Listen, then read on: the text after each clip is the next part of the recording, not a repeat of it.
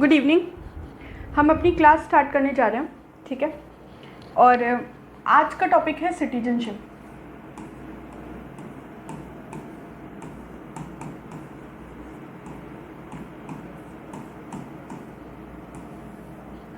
Citizenship topic के अंदर कुछ मेजर चीज़ों की हम बात करेंगे, ठीक है। फर्स्ट ऑफ ऑल, सिटीजनशिप होता क्या है?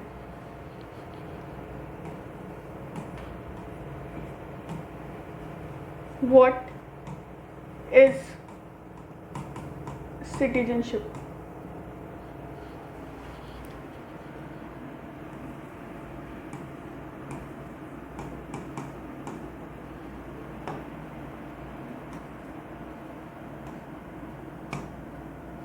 ठीक है।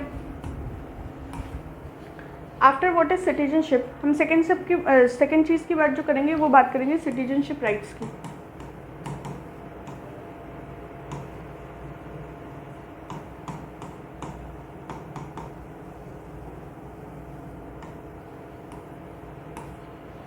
सिटीजनशिप राइट्स के बाद जिस चीज़ की हम बात करेंगे वो है constitutional provisions related to citizenship.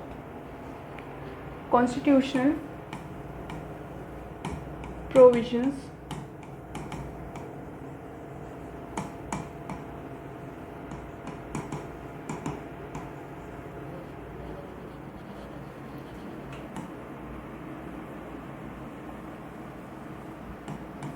Related to citizenship, ठीक है। इसके बाद हम जिस चीज़ की बात करेंगे वो है सिंगल सिटीजनशिप, ठीक। ये सब अंडर इसी के टॉपिक है, but single citizenship. After that we will talk about acquisition of citizenship, acquisition of citizenship, and then loss of citizenship, ठीक है।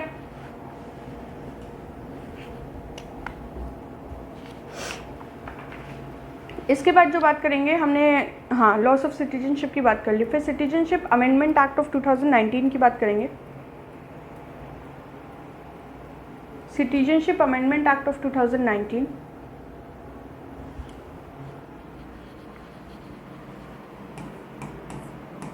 सिटीजनशिप अमेंडमेंट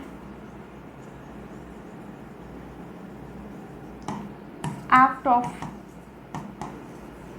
2019, ठीक है। और इसके बाद बात करेंगे PIO, OCI एंड NRI की। नॉन रेजिडेंट ऑफ इंडिया, ठीक है। NRI का फुल फॉर्म, OCI का full form overseas citizenship of India, and तीसरा क्या बोला, PIO, that is person of Indian origin, person of Indian origin. ये आज के हमारे कुछ टॉपिक्स हैं, ठीक है। इनको हम बारी बारी से कवर करेंगे।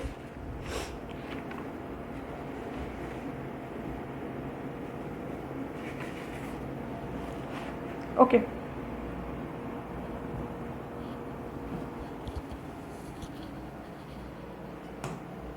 पहले टॉपिक पर चलते हैं। What is citizenship? नागरिकता से आप क्या समझते हो? Citizenship,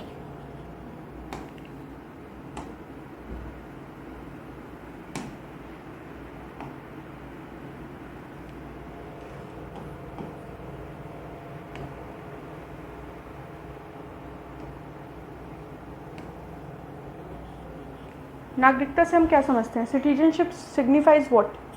signifies the relationship between individual and the country और द स्टेट।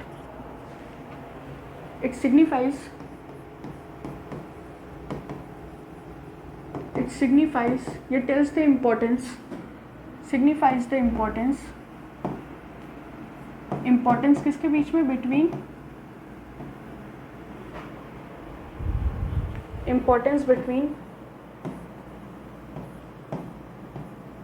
citizen या तो आप उसको इंडिविजुअल भी बोल सकते हो, between citizen, individual and state और अ कंट्री।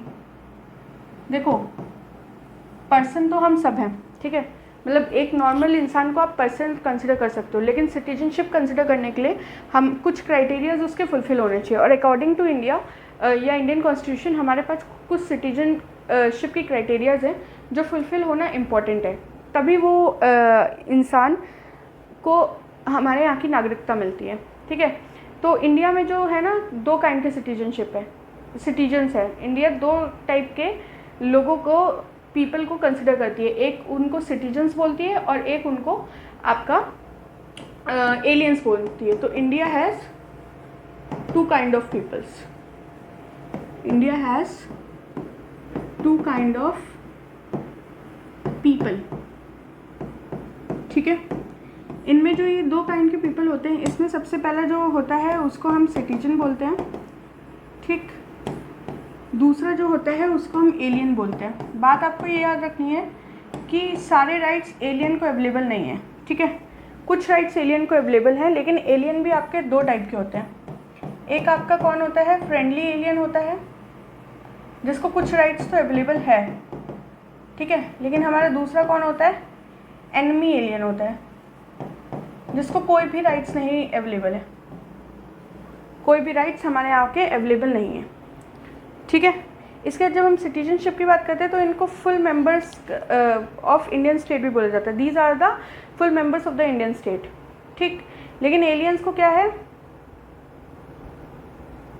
इनको सारी क्या बोल सकते हैं, आपको राइट्स जो है ना एलियंस को अवेलेबल नहीं है, ठीक है। जब आप सिटीजन्स की बात करते हो तो उनको सारी राइट्स अवेलेबल हैं इंडिया में, ठीक है।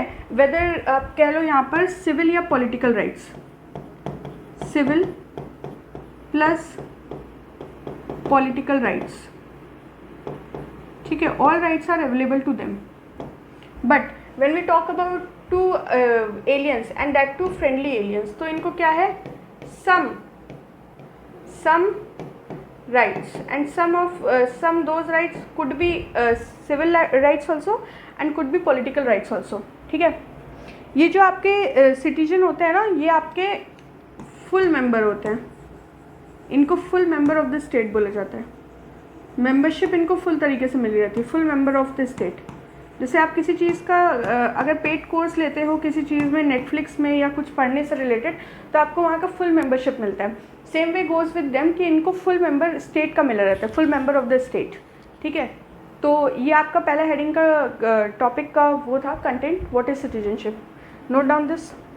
Moving to the next topic, citizenship rights.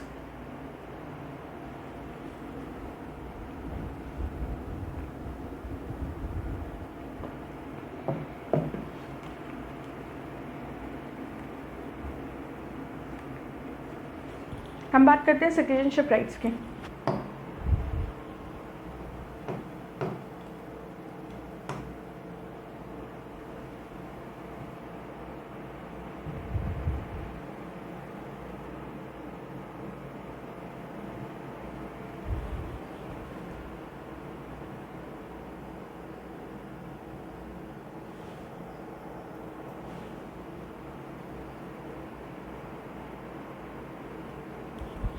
Just a second, wait.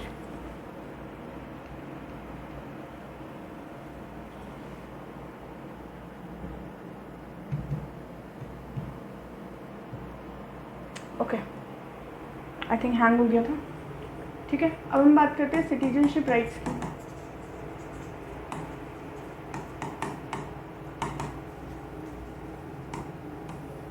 जब हम सिटीजनशिप राइट्स की बात करते हैं,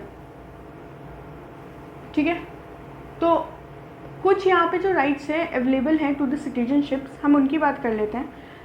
अभी तक अपार्ट फ्रॉम दिस हमने आर्टिकल 1 to 4 के बारे में पढ़ा, जो हमारे किसके बारे में बात करते हैं, states and UTs, states and UTs के बारे में बात करते हैं, राइट। इसके बाद हम अभी जो बात करने जा रहे हैं वो आर्टिकल 5 to 11 है, जो हमारे सिटीजनशिप की बात करते हैं, ठीक। तो यहाँ पे हम जिन आर्टिकल्स की बात करने जा रहे हैं वो 5 to 11 है, ठीक। मैं आपको कुछ डिस्क्लेमर यहाँ पर दे दूँ कि इसमें बहुत सारे आपको डेट्स मिलेगी रिमेंबर करने को।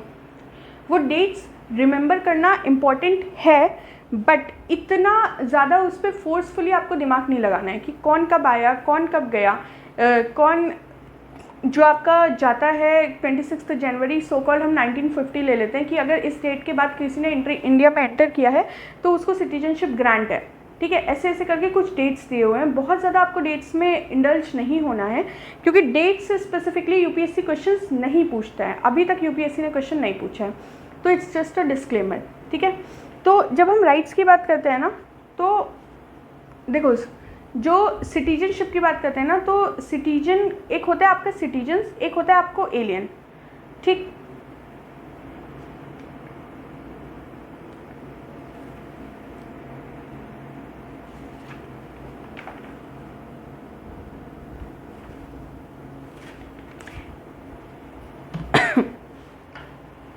Article 1 to 4 states and UTs, article 5 to 11 citizenship, ठीक है।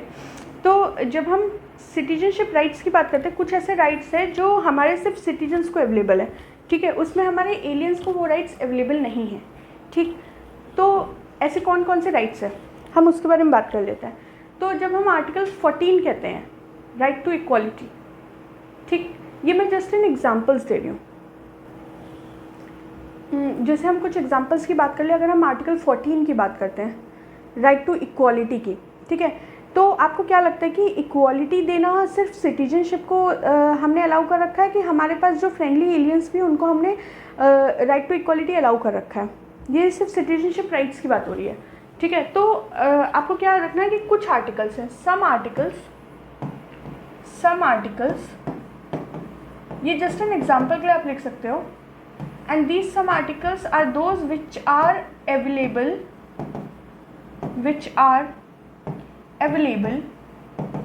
to both citizen of the country plus aliens, ठीक है।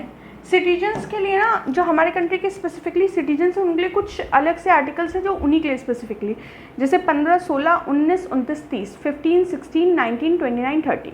इसके बारे में फंडामेंटल राइट्स में और बात कर लेंगे, ठीक है, जब इनको विस्तार में पढ़ेंगे। अभी हम कुछ सम ऑफ द एग्जांपल्स देख रहे हैं। इसमें आप पहला एग्जांपल लिख सकते हो जो दोनों को अवेलेबल है, हम लिख सकते हैं यहाँ पर article number 14।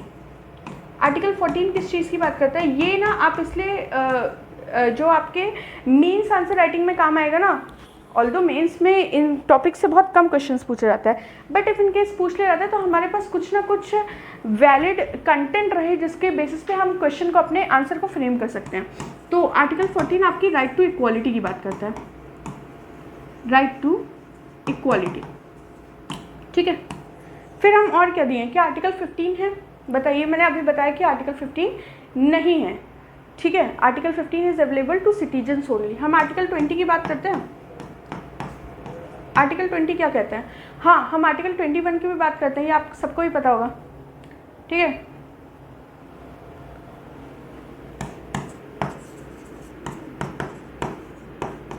Protection in respect of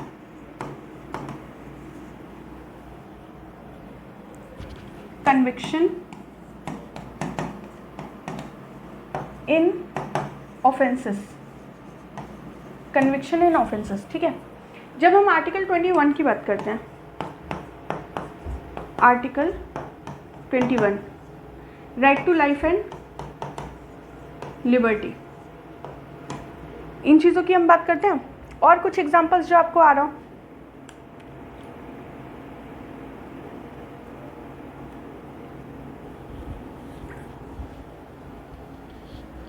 और कोई एग्जांपल्स? हम एक और एग्जांपल ले सकते हैं, आर्टिकल 23 प्रोटेक्शन अगेंस्ट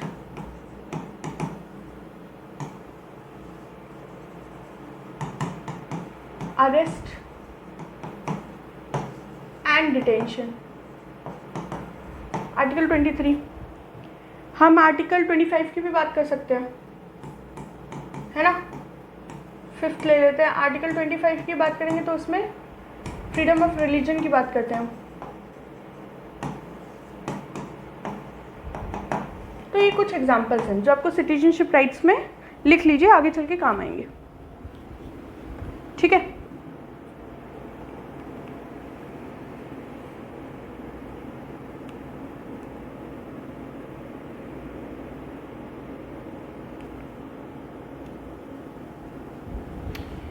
इसमें आप ना एक साइड में नोट बना के लिख सकते हैं। ठीक है, कॉन्स्टिट्यूशन ऑफ इंडिया जो है, कॉन्स्टिट्यूशन ऑफ इंडिया, इन्होंने कुछ राइट्स, ठीक है, जो राइट्स है एक्सक्लूसिवली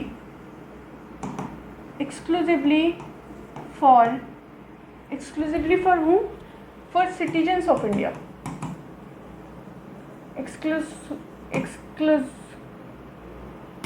exclusively for citizens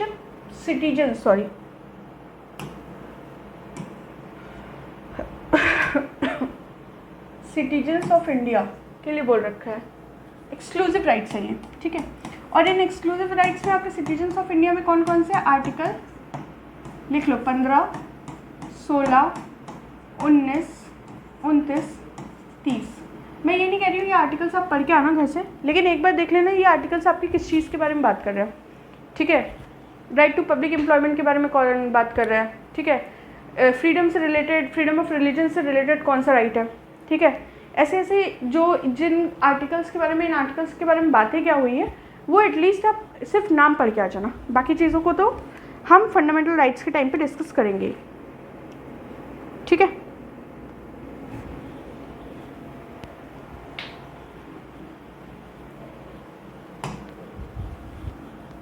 और हाँ, इसके ना आपको PDF भी मिल जाएगा, तो परेशान होने की ज़रूरत नहीं है। Constitutional provisions related to citizenship, constitutional provisions related to citizenship.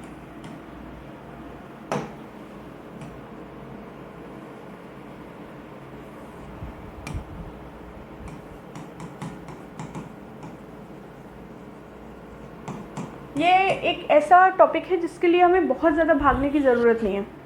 ठीक है, कुछ स्पेसिफिक और कुछ गिन चुन के क्वेश्चंस आते हैं और आपको बहुत ही ज़्यादा ये हॉट टॉपिक नहीं दिखेगा। ठीक है, मैं मानती हूँ कॉन्स्टिट्यूशनल अमेंडमेंट एक्ट जो 2019 का था उसके वजह से ये हॉट टॉपिक था एंड अभी भी है, बट बहुत ज़्यादा ऐसा टॉपिक नहीं है जो n number of times exam में पूछा जाए। तो इस बात का ध्यान रखते हुए इस टॉपिक को हम उतना ही पढ़ेंगे, उतना ही डीपली कवर करेंगे जितना इसका एग्जाम में रेलिवेंसी है। ठीक है,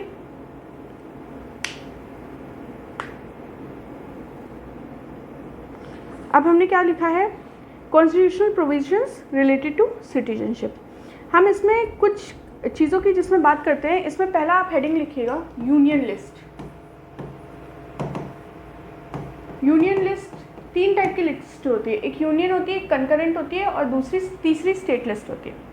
ठीक है, सिटीजनशिप जो हमारे यहाँ है ना वो लिस्टेड किस में है, यूनियन लिस्ट में। तो ये कहीं ना कहीं MCQ बन सकता है कि citizenship is listed in the union list under the constitution. ठीक है, एंड दस is under the exclusive jurisdiction of parliament. तो दो चीज़ जो यहाँ पे इंपॉर्टेंट आई है वो क्या आई है, एक्सक्लूसिव जुरिस्डिक्शन ऑफ पार्लियामेंट। और ऐसा क्यों है, exclusive jurisdiction of parliament.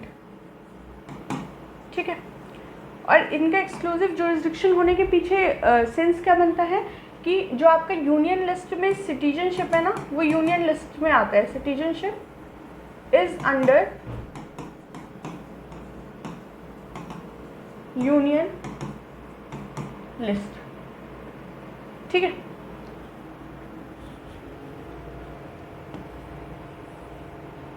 Important. उसके बाद हमने पार्ट 1 ऑफ द शेड्यूल पढ़ा था कॉन्स्टिट्यूशन ऑफ इंडिया। सिटीजनशिप आपको बताया भी है मैंने, और याद भी रखिएगा कि ये पार्ट 2 ऑफ द कॉन्स्टिट्यूशन में आता है। Part 2 of the constitution of India, constitution of India, part 2 of the constitution of India में आता है, ठीक है। और मैंने बताया आर्टिकल 5 टू आर्टिकल 11 डील करता है with the citizenship of India, ठीक है। इसी में 2 इम्पॉर्टेंट पॉइंट है, लिखते रहिए।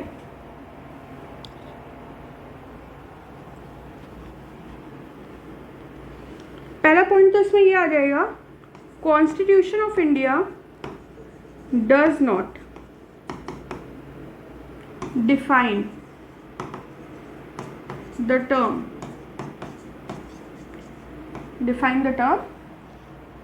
विच टर्म, सिटीजन, ठीक है ये। और दूसरा जो इसमें इम्पोर्टेंट पॉइंट आएगा वो ये आएगा कि president of India is the first citizen of the country,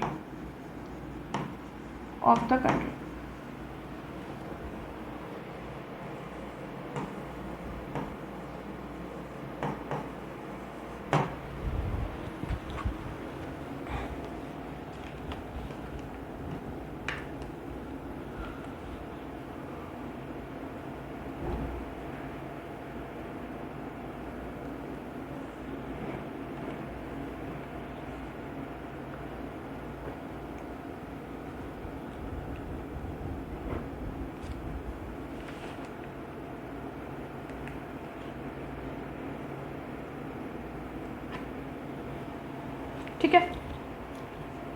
इसके बाद इसमें आप तीसरा पॉइंट लिखिएगा, प्रिंसिपल ऑफ सिटीजनशिप।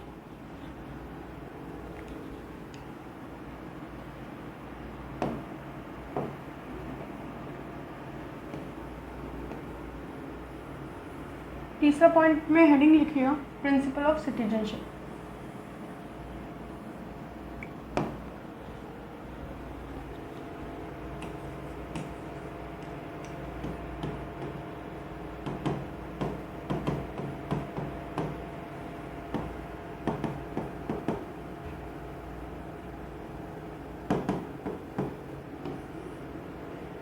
हेडिंग बना लीजिएगा।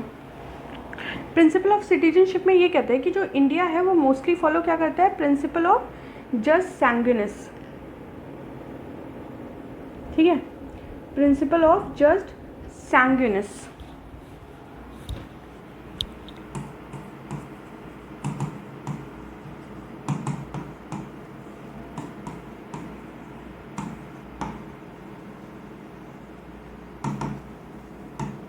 प्रिंसिपल ऑफ जस्ट सैंग्विनिस का मतलब क्या है, सिटीजनशिप बाय ब्लड, ठीक है, सिटीजनशिप बाय ब्लड, या बाय वो कर लो आप, by right to blood.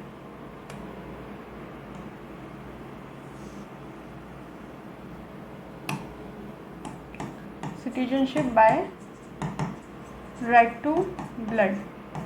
Blood के कॉन्सेप्ट में यहाँ सिटीजनशिप ज़्यादा माना जाता है इंडिया में। India mostly follows the principle of jus sanguinis, principle of jus sanguinis,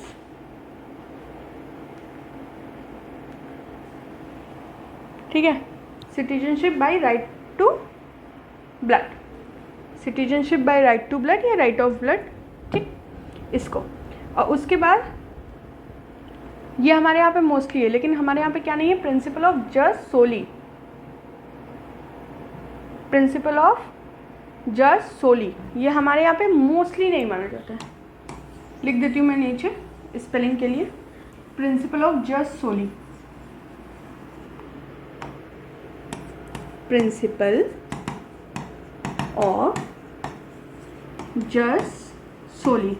principle of jus soli का मतलब क्या है कि सिटीजनशिप या citizen by birth, citizen by birth, और वो भी कैसे, within the territory, citizen by birth within the territory. इसका कॉन्सेप्ट नहीं है हमारे यहाँ इतना जितना इसका कॉन्सेप्ट है। मोस्टली इंडिया में फर्स्ट वाला फॉलो होता है, that is principle of jus sanguinis and not the principle of जस सोली। ठीक है,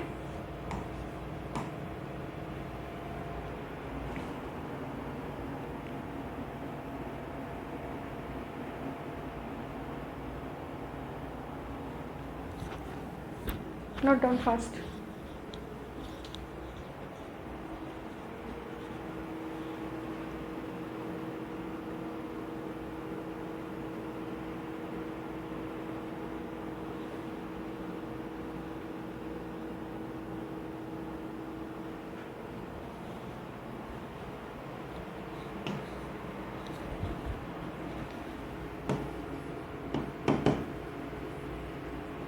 सिंगल सिटीजनशिप,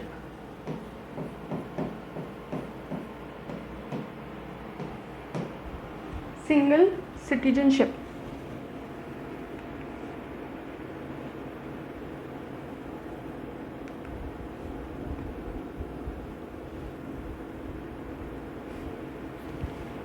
हमारे यहाँ जो कॉन्स्टिट्यूशन है उसने क्या प्रोवाइड किया है, कॉन्सेप्ट ऑफ सिंगल सिटीजनशिप।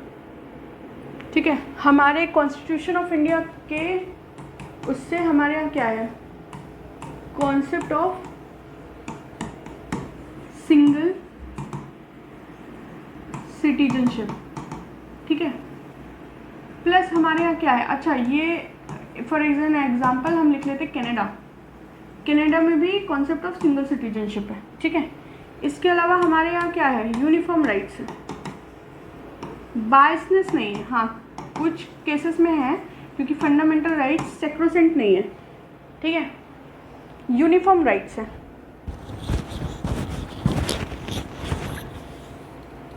और मैंने बोला कि कुछ केसेस में है, और वो जो केसेस में है वो क्यों है, एक्सेप्शंस हमने कहीं कहीं वुमेन को दे रखी है, कहीं कहीं हमने एक्सेप्शंस बच्चों के केस में दे रखी है, कहीं कहीं एक्सेप्शंस हमने ओल्ड पर्सनस के लिए दे रखी है। ऐसा क्यों दे रखा है, यूनिफॉर्म राइट्स होने के बावजूद? रीज़न क्या है इसका, टू प्रमोट द फ्रेटर्निटी, भाईचारा and unity. Uniform rights with exceptions. Exceptions क्यों हैं, एक्सेप्शंस क्यों हैं, why exceptions are there, to promote the uniformity and fraternity, भाईचारा।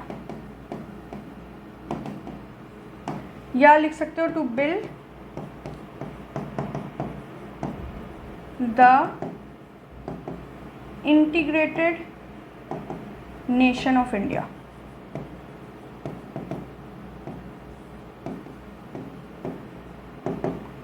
या आप एक चीज़ और लिख सकते हो, for the feeling of oneness, for the feeling of oneness. ठीक है,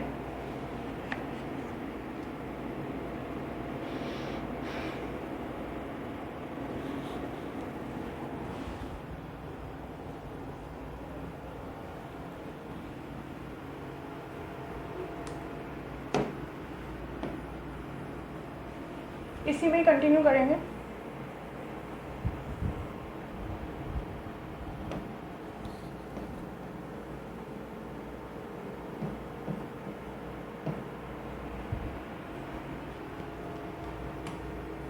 देयर इज इन इंडिया में ये हाल है कि there is no concept of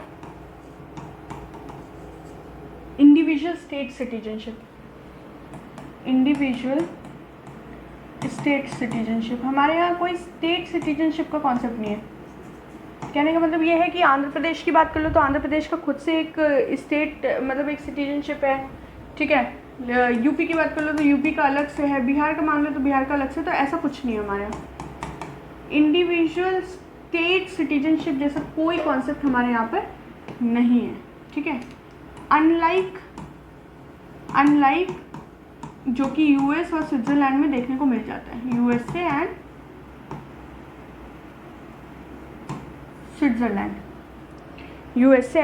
Switzerland में जो हमें देखने को मिल जाता है वो हमारे इंडिया में नहीं है। इंडिविजुअल स्टेट सिटीजनशिप का कोई कॉन्सेप्ट नहीं है।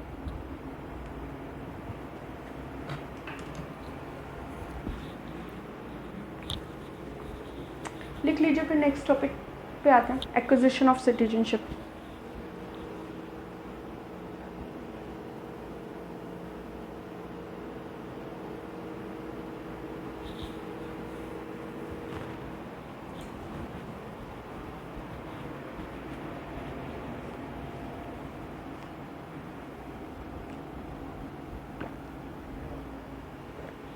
Acquisition of citizenship,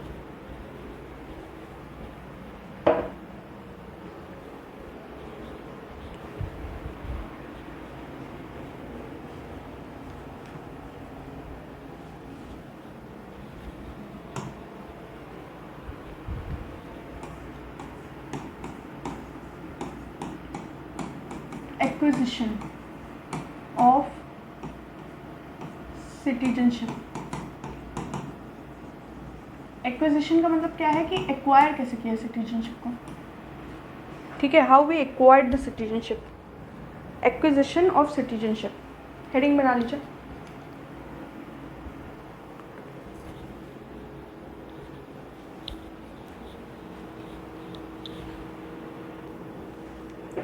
acquisition of citizenship, ठीक है। अब सिटीजनशिप अमेंडमेंट एक्ट कब आया था? 1955 में। मैंने क्या बोला? सिटीजनशिप अमेंडमेंट एक्ट कब आया था? ये 1955 में, ठीक है। और सिटीजनशिप अमेंडमेंट एक्ट ऑफ 1955 जो था ना, इसने प्रोवाइड किया था 5 वेज जिसमें हम सिटीजनशिप एक्वायर कर सकते हैं। It provides for after the commencement of the constitution, ठीक है। After the commencement of the constitution इसने 5 वेज प्रोवाइड किया था। आफ्टर बिफोर नहीं, ये चीज़ याद रखना। After the commencement of the constitution कितने वेज प्रोवाइड किए थे? 5 वेज। 5 वेज इसने प्रोवाइड किया था। 5 ways for citizenship,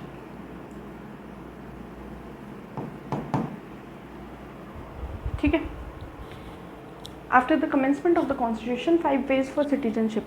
for example क्या, वो 5 ही का नाम बोल दो। By birth, by descent, by naturalisation, ठीक है, बाय टेरिटरी और by registration. By territory and by registration, ठीक है। हम उसको भी लिख लेते हैं।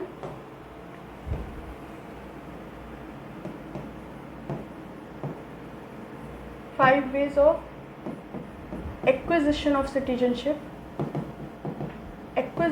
Citizenship according to citizenship amendment act of 1955। 1, 3, 4 and 5, ठीक है।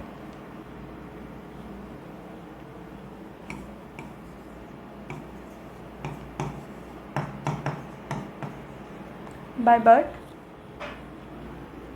दूसरा लिखिएगा बाय डिसेंट, बाय नेचुरलाइजेशन, इसके बाद by naturalisation, by incorporation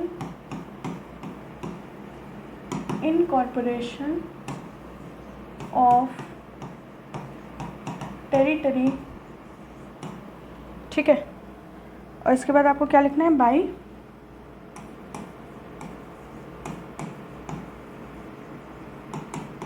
registration, by registration. पांचों के नाम लिख लीजिए, फिर एक बार डिस्क्राइब भी कर देंगे पांचों को।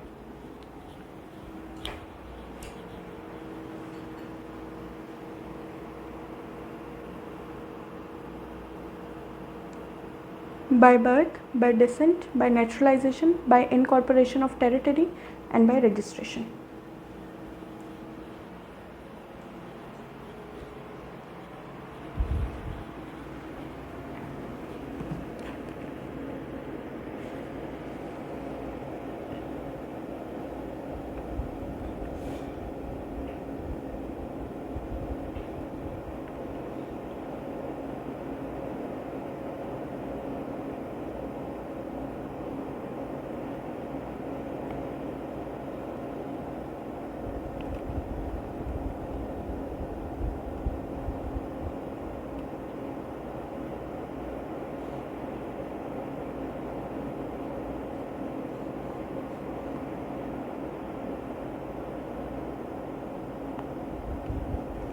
डन।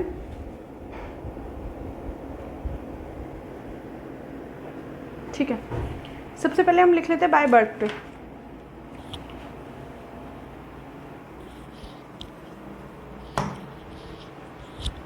पहली हेडिंग डालिएगा by birth.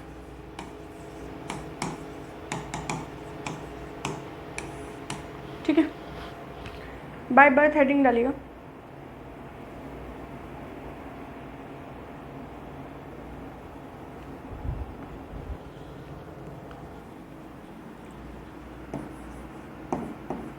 A person born in India,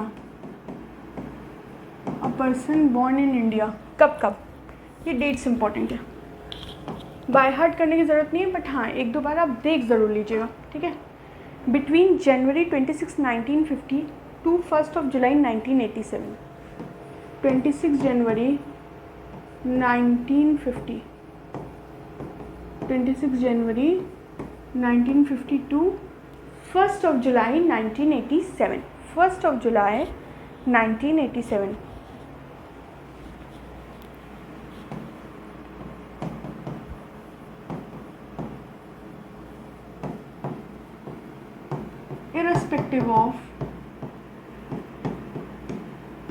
irrespective of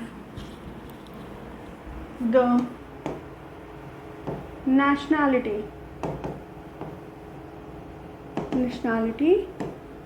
of their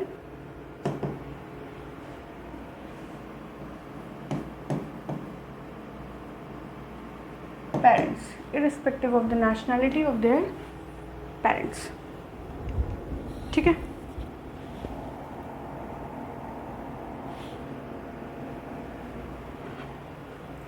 लेकिन अगर इसके बाद आते हो तो after 1 July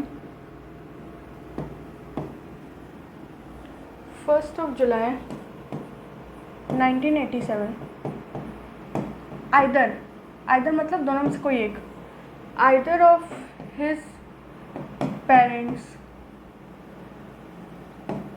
should be a citizen, should be a citizen, should be a citizen। ठीक है,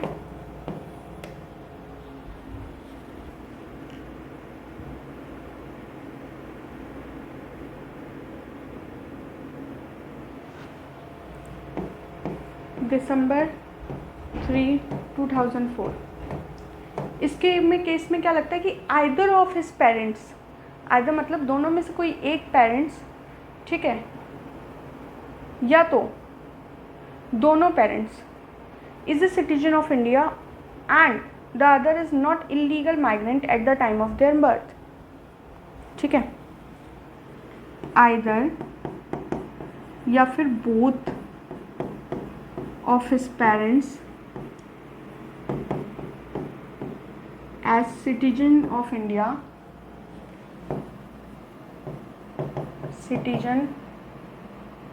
of India and another one, and मैं पहला वाला मिटा के लिख रही हूँ,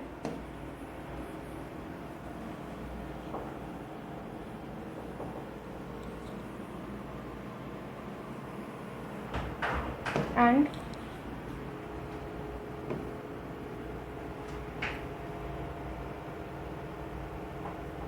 इसी में कंटिन्यू करेगा नीचे वाली लाइन में, and another one should not be an illegal migrant during the birth of a child. During the birth of a child.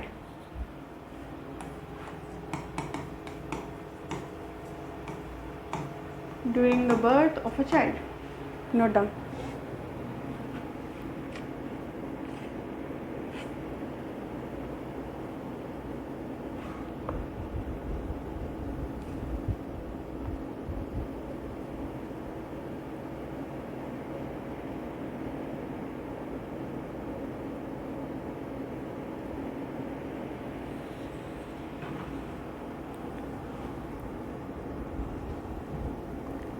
ठीक है, note down this.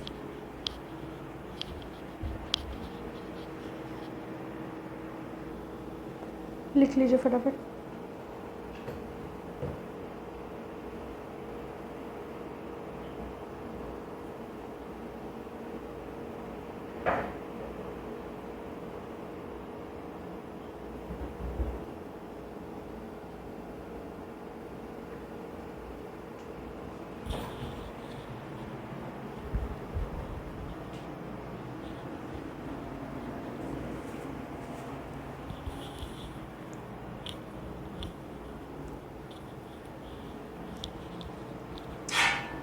By birth में आपने लिख लिया होगा, ठीक है. दिसंबर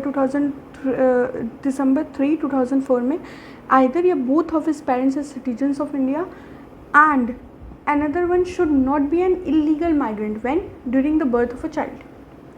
during the birth of a child, ठीक है. इसमें 4th पॉइंट लिखिएगा.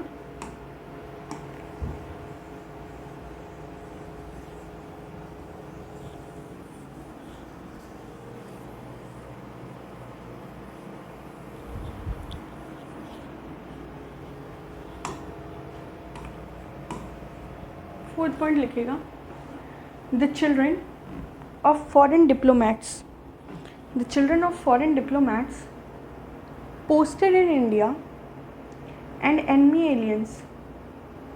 The children of foreign diplomats posted in India and enemy aliens cannot acquire Indian citizenship by birth. किसका मैंने बोला? Children of foreign diplomats. और दूसरा किसका मैंने बोला?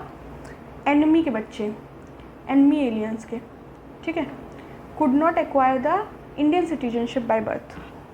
बाय बर्थ इंडियन सिटीजनशिप कौन नहीं एक्वायर कर सकता है? Children of enemy aliens. Children of enemy aliens या फॉरेन डिप्लोमैट्स. याद रखिएगा कि सिटीजनशिप एक्वायर नहीं कर सकते, ऐसा नहीं बोला गया. Citizenship, Indian citizenship by birth नहीं एक्वायर कर सकते. Can't acquire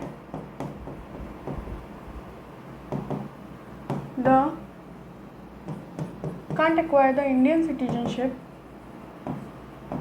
bye birth. Can't acquire the Indian citizenship by birth.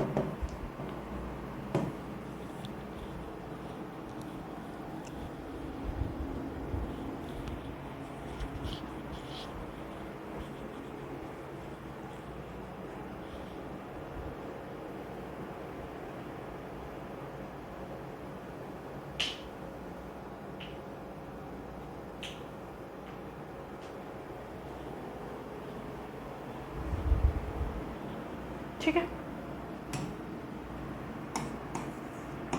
Bye descent.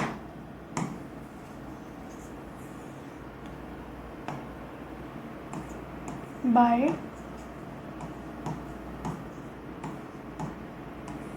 Decent. By descent के थ्रू आप कैसे कर सकते हो एक्वायर? बाय डिसेंट का मतलब है जो person born outside of India है उसको कैसे इंडियन सिटीजनशिप मिलेगी? पहले वाले का तो पर्सन बोर्न इन इंडिया था, यहाँ पे क्या है? A person born outside of India. A person born outside of India.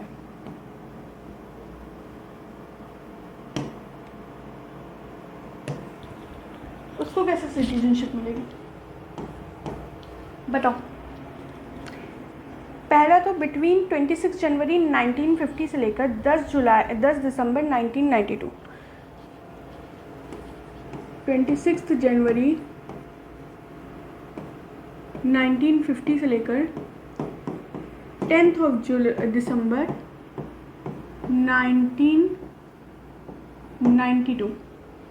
1992 इसके बीच में, ठीक है, एंड इसके बीच में जो पैदा हो गया है, ठीक है, एंड उसके father citizen of India, and father बोला, मदर ने, father was a citizen of India. कहने का मतलब ये है कि चलो वो बाहर पैदा हुआ है, हम उसको सिटीजनशिप बाय डिसेंट कैसे ग्रांट करेंगे?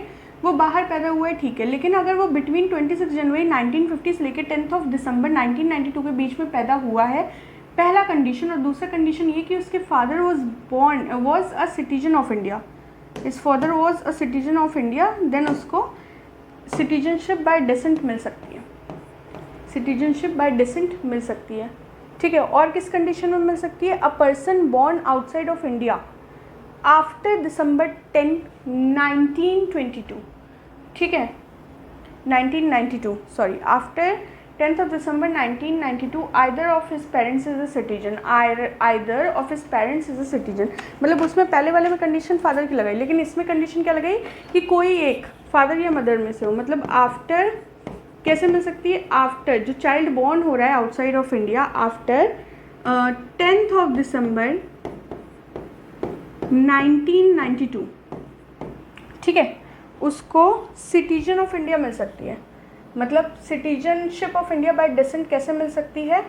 इफ आइदर कोई भी of his parents is Indian citizen,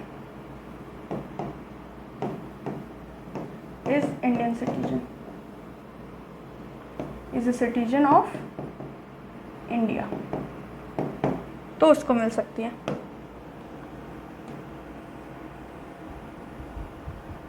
ठीक है,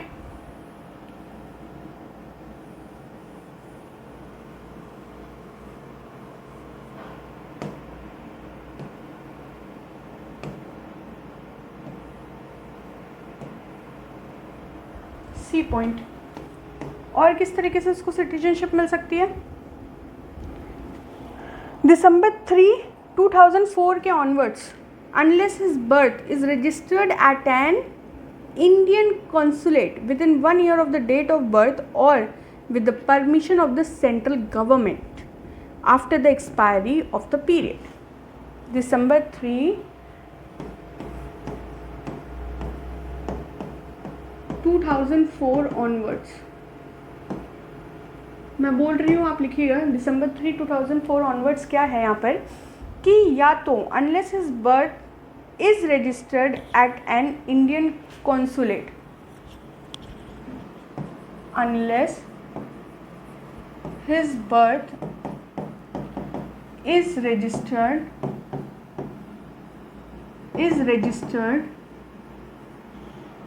at an Indian consulate, at an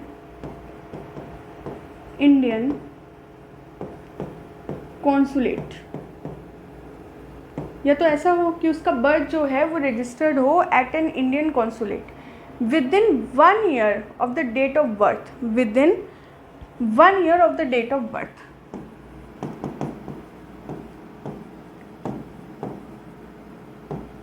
Within 1 year of the date of birth. ठीक,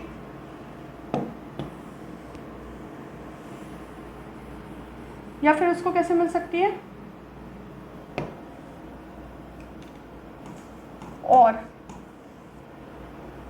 दिसंबर 3, 2004 के बाद ऑनवर्ड से unless his birth is registered at an Indian consulate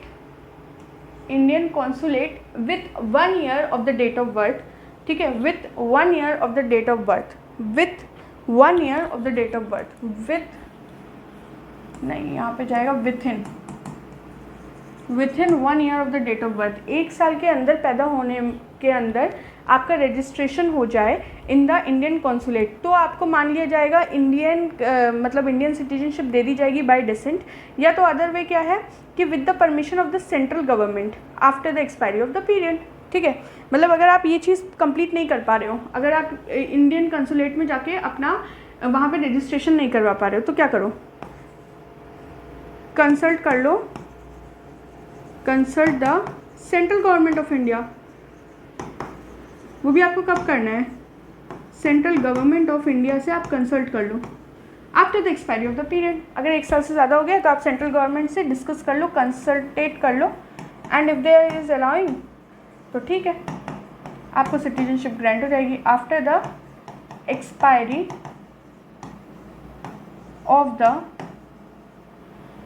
period, after the expiry of the period. आप consult कर लो, आपको मिल जाएगा, ठीक है।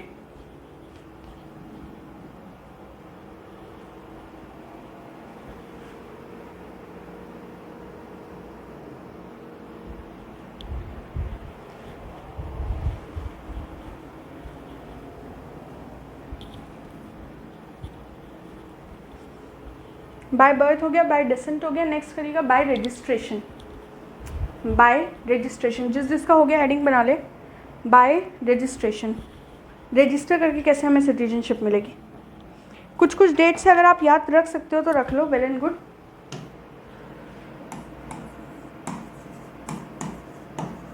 बाय रजिस्ट्रेशन, बाय रजिस्ट्रेशन आपको कैसे मिलेगा, ठीक है।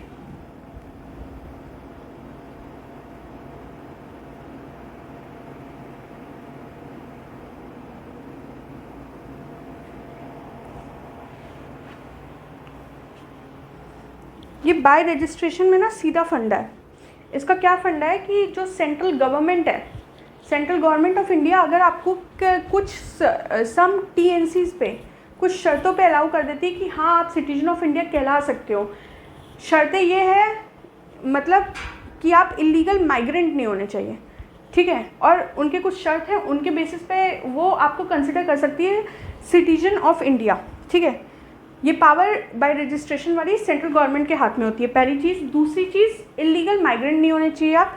तीसरी चीज़, ओथ ऑफ एलिजेंस लिया जाता है, ओथ ऑफ एलिजियंस लिया जाता है by the citizens of India, जिनको सिटीजनशिप ग्रांट की जा रही है इंडिया की, उनसे ओथ ऑफ एलिजेंस लिया जाता है। तो इनमें हमने 3 चीज़ों की कौन सी बात की, नोट डाउन। पहले आपने बात की कि इसकी पावर किसके हाथ में, सेंट्रल गवर्नमेंट, सेंट्रल गवर्नमेंट के हाथ में पावर है। बाय रजिस्ट्रेशन के थ्रू हम किसी को भी सिटीजन ऑफ इंडिया बना सकते हैं, सिटीजन ऑफ इंडिया, ठीक है। एक्सेप्शन क्या है, एक्सेप्शन ये है कि वो एक इलीगल माइग्रेंट नहीं होना चाहिए, should not be an illegal migrant, should not be an illegal migrant, illegal migrant नहीं होना चाहिए, ठीक है।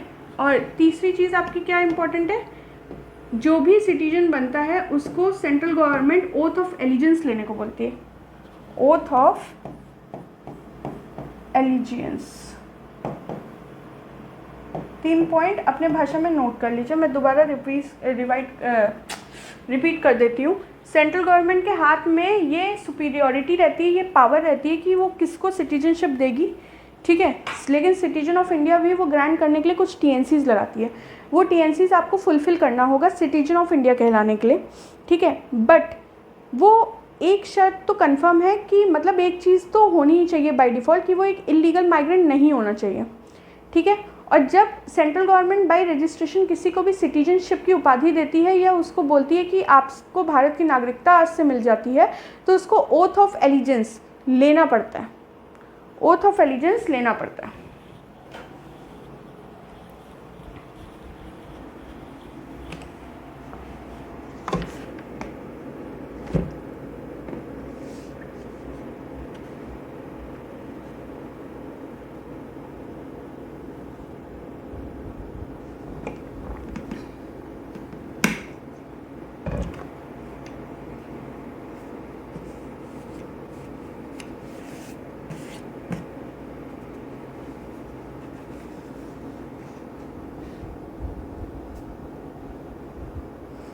हो गया हो तो बाय नेचुरलाइजेशन लिख लें।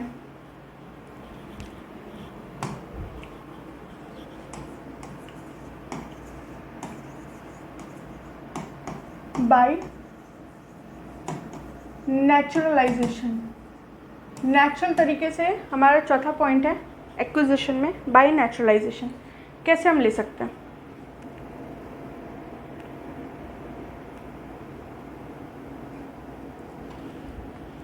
इसमें किसको पावर दी गई है, किसको अथॉरिटी दी गई है? बहुत इजी है ये भी, इसमें भी कोई डेट याद करना नहीं है। सेंट्रल गवर्नमेंट जो होती है कुछ सिटीजन्स को, कुछ पर्सन्स को सिटीजनशिप देती है, ठीक है। क्या देती है? Certificate of citizen, certificate of citizenship, certificate of citizenship देती है कुछ सिटीजन्स को based on their qualification, based on their qualification.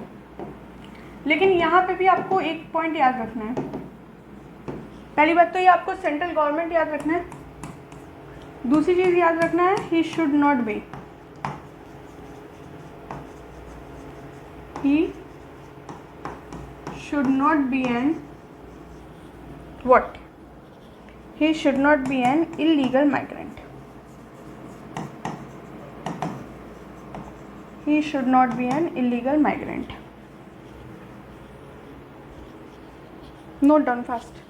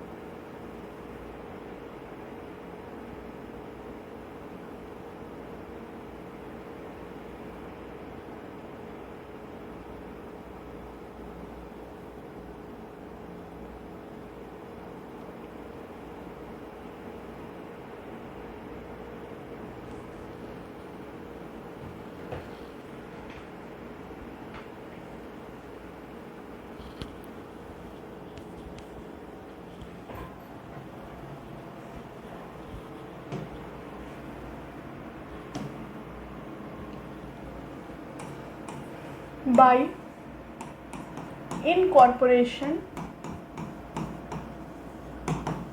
of territory, by incorporation of territory, ये लास्ट पॉइंट है एक्विजिशन का। एक्विजिशन में 5 वेज पढ़ा था, ये लास्ट वे है। बाय एक्विजिशन ऑफ सिटीजनशिप में बाय इनकॉर्पोरेशन ऑफ टेरिटरी।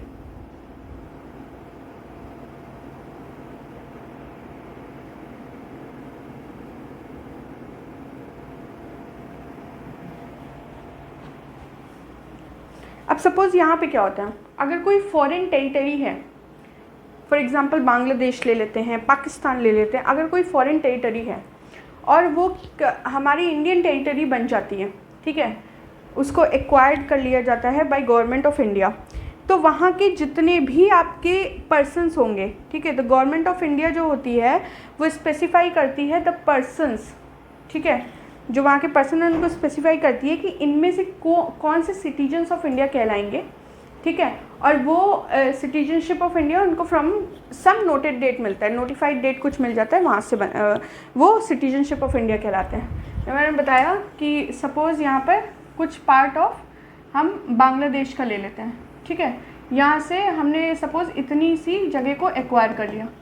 अब ये जो हमने जगह को एक्वायर किया है, यहाँ पे कुछ आपके पर्सन्स होंगे, ठीक है, कुछ गवर्नमेंट ऑफ इंडिया के खुद के टीएनसीज होंगे, ठीक, उसको जो फुलफिल वो सिटीजन्स कर रहे होंगे, उन सिटीजन्स को आपका क्या मिल जाता है, मतलब उन पर्सन्स को आपका क्या मिल जाता है, सिटीजनशिप ऑफ इंडिया। तो वो सिटीजनशिप नागरिकता मिल जाती है उनको फ्रॉम सम नोटिफाइड डेट, और वो नोटिफाइड डेट कौन डिसाइड करता है, by the central government, by the central government.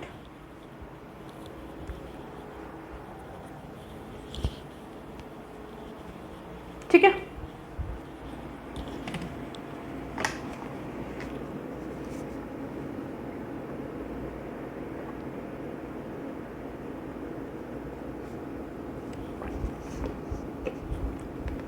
इसको अपने लैंग्वेज में आप लिख लीजिए।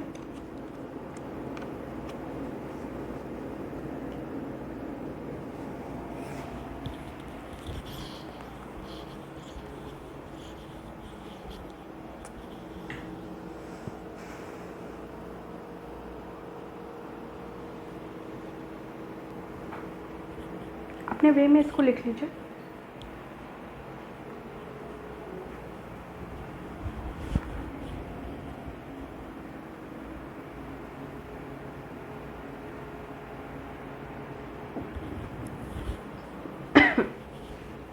हम नेक्स्ट पे चलते हैं, ये हमारा हो गया। Next topic is loss of citizenship. Loss of citizenship,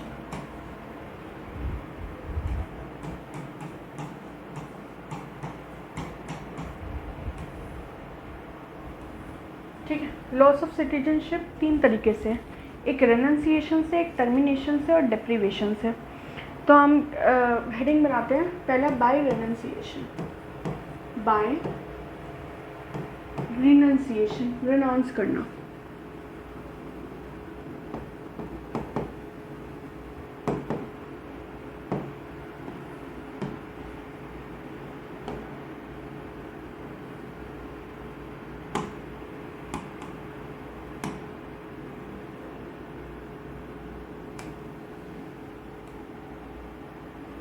ठीक है, बाय रिनंसिएशन कैसे होता है?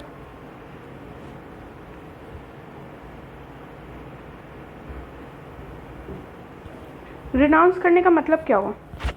कोई भी सिटीजन अपने फुल कैपेसिटी के साथ, या फुल जो बोलते हैं ना कि फुल टू ग्रोथ हो चुकी है, और अपने मस्तिष्क से, खुद से, अपने खुद के डिसीजन से, अपने फुल एज एंड कैपेसिटी के साथ बोल रहा है कि मुझे आके इंडियन सिटीजनशिप नहीं चाहिए, I want to renounce it. ठीक है, any citizen of India of with its full age and capacity, any कोई भी citizen of any citizen of India कैसा हो, with its full age and capacity, full age and capacity, अपने full और age और capacity के साथ ये डिक्लेरेशन दे रहा है कि I want to renounce his Indian citizenship. अपने फुल डिक्लेरेशन दे रहा है, ही is giving the full age and capacity के साथ ये डिक्लेरेशन दे रहा है। Declaration of what? Renounce his Indian citizenship। ठीक है,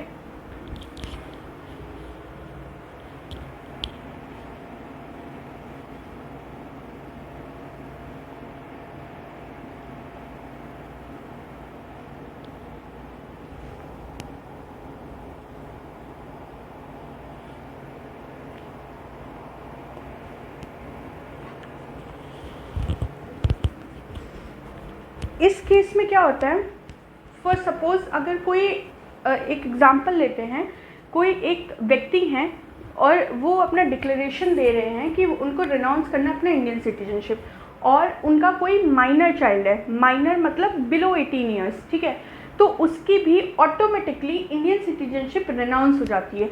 however there is a condition कि जब भी वो आपका 18 अबव होगा तो वो खुद के मर्जी से दोबारा इंडियन सिटीजनशिप ले सकता है, ठीक है। ये किसका एक्सेप्शन है, मैं लिख देती हूँ। एक्सेप्शन में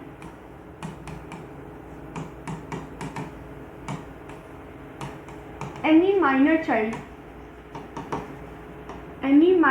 child of that person will also be renounced automatically,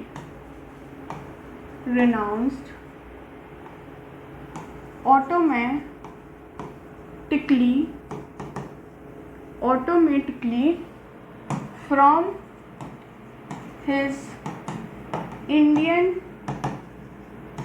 citizenship, ठीक है। However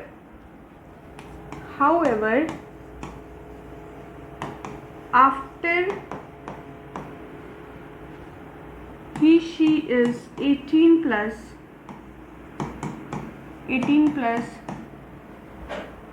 can take the Indian citizenship again।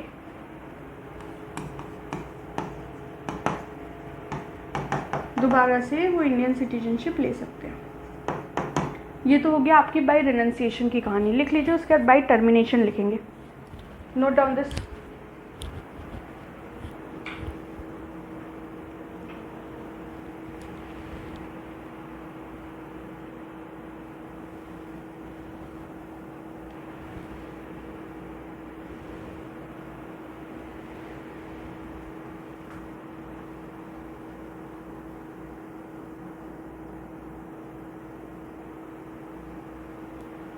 Bye renunciation में ये एक्सेप्शन है, any minor child of that person will also be renounced automatically from his Indian citizenship.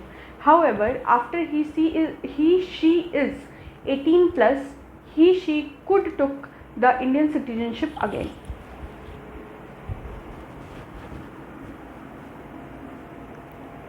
लिख लीजिए। इसके बाद हम बाय टर्मिनेशन लिखेंगे।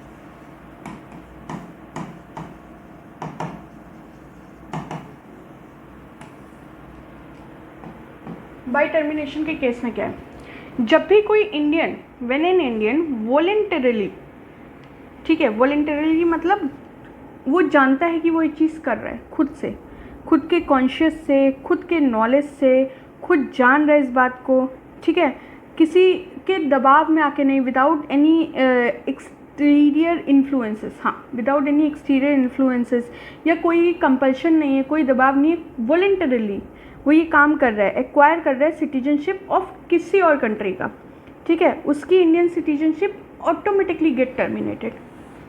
तो यहाँ पे टर्म क्या इंपॉर्टेंट है, ऑटोमेटिकली और वॉलेंटरली। व्हेन एन इंडियन, साथ में लिखते जाइए, व्हेन एन इंडियन सिटीजनशिप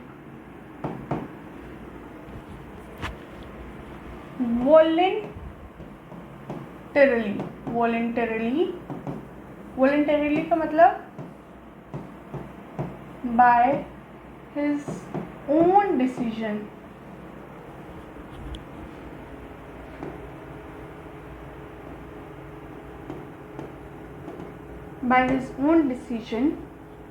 ठीक है, knowingly ऐसा वो काम कर रहा है, या तो हम क्या बोल सकते हैं एक और चीज़, by his own decision, by knowingly what he is doing, अगर हम ऐसा कुछ देख रहे हैं कि मतलब खुद का उसका डिसीजन है, उसको पता है, and without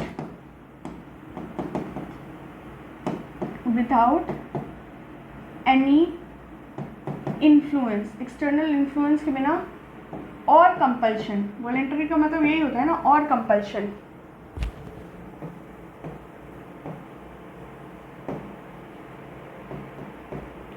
what he is doing, he is acquiring, acquire कर रहा है, कहाँ, फॉरेन की citizenship, he is acquiring any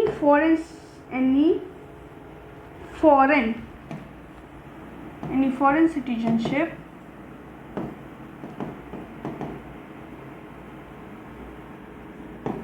then his Indian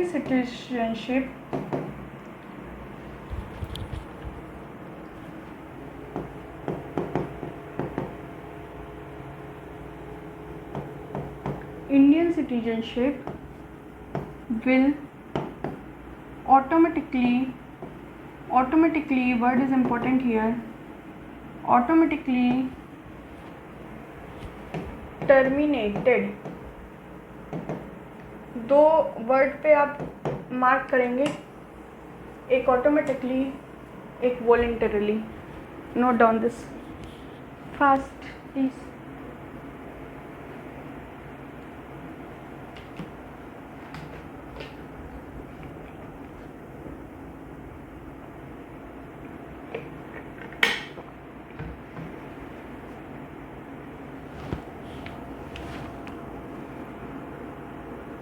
लिख, जिसका हो गया है वो बाय डिप्रीवेशन की हेडिंग बना ले.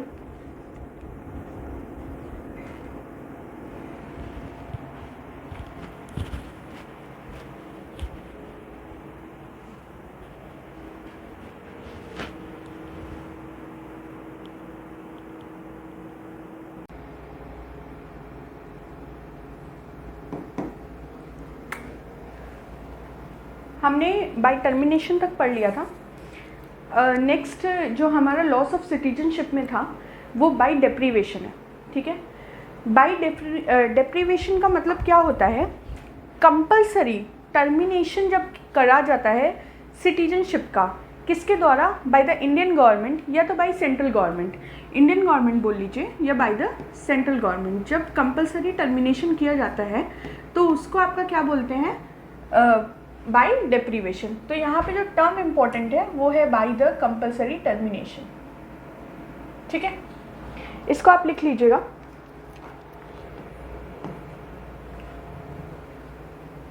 उसके बाद इसी में जो सेंट्रल गवर्नमेंट इसको जो आपका कंपलसरी टर्मिनेट करती है ना, वो क्यों करती है, इसके भी पीछे कुछ रीजंस हैं.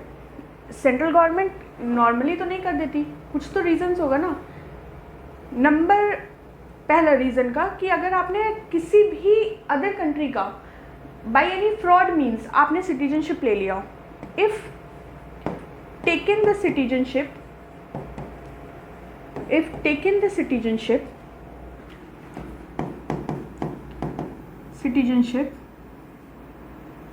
of any other country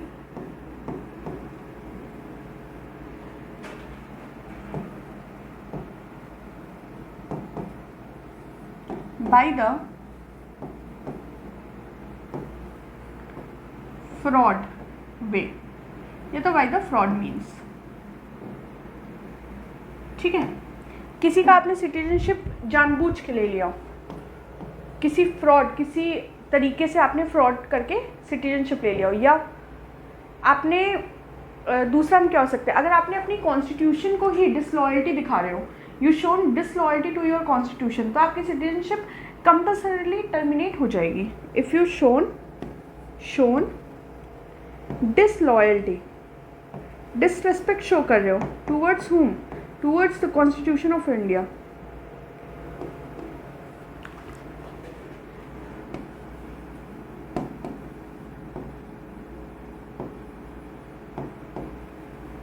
towards the constitution of India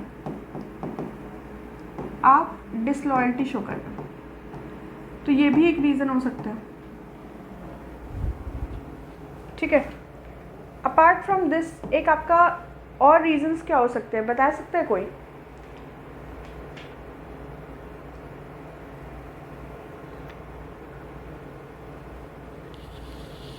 बताइए।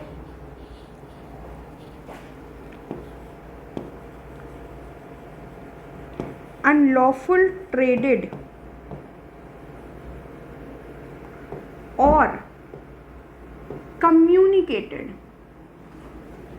अनलॉफुल ट्रेडेड या communicated with whom, with the enemy, अपने दुश्मन के साथ। कब? During the war, during the war.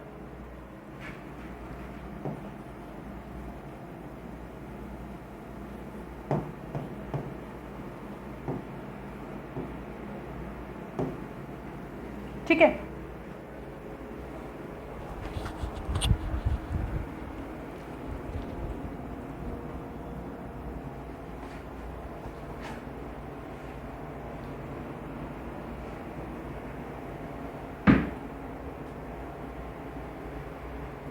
जब कंपलसरी टर्मिनेशन बाय डेप्रिवेशन में कब होता है? जब ये 3 केसेस होते हैं। ठीक है, तो ये आपका ए पॉइंट बन जाएगा इसमें कि जब आप कंपलसरी टर्मिनेशन की बात करते हो तो कंपलसरी टर्मिनेशन डेप्रिवेशन के होने में ये 3 केसेस आपके बनते हैं। इन 3 केसेस में क्या है? If taken the citizenship of any other country, किसी फ्रॉड तरीके से आपने, किसी गलत वे ऑफ मीन्स से आपने ले लिया हो। ठीक है, दूसरा क्या है? जब आप डिसलॉयल्टी शो कर रहे हो towards the our constitution of India. ठीक है, और तीसरा क्या है? अनलॉफुल ट्रेडेड, आपने ट्रेड कर लिया हो गलत तरीके से या फिर उनसे कम्युनिकेट किया हो, उनसे बातचीत की हो अपने दुश्मनों से, वॉर के टाइम पे उनकी हेल्प की हो, उनकी तरफ आप चले गए हो। ठीक है, तो ये डेप्रीवेशन का पहला है कि कंपलसरी टर्मिनेशन आपका किन 3 वजह से हो सकता है।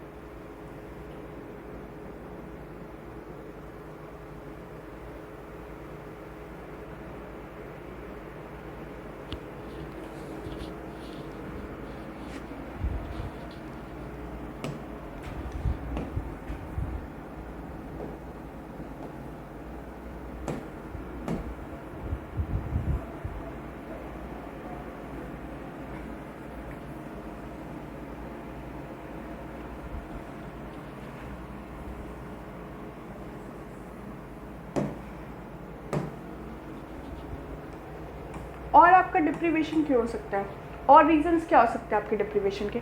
अगर कोई ऑर्डिनरी सिटी रेजिडेंट, ठीक है, कोई ऑर्डिनरी रेजिडेंट जो है वो इंडिया के बाहर चला जाता है, कितने साल के लिए इंडिया के बाहर रहता है? For 7 years continuously.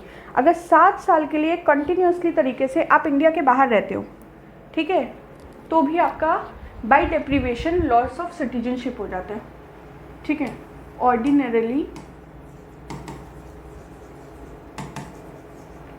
resident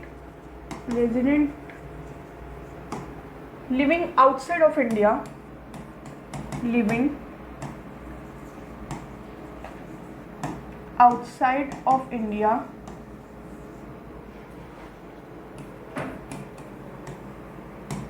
for continuously 7 years, for continuously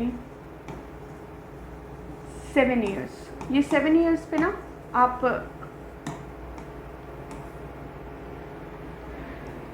line mark कर देंगे, इसको बुलेट पॉइंट में कर देंगे, जैसे आपको सही लग रहा है।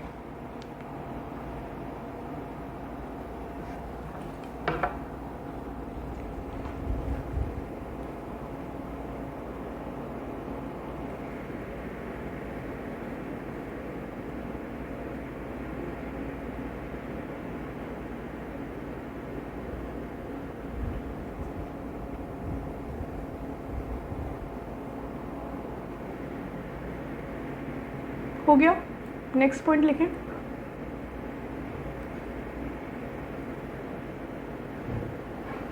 बाय डेप्रीवेशन में आपका नेक्स्ट पॉइंट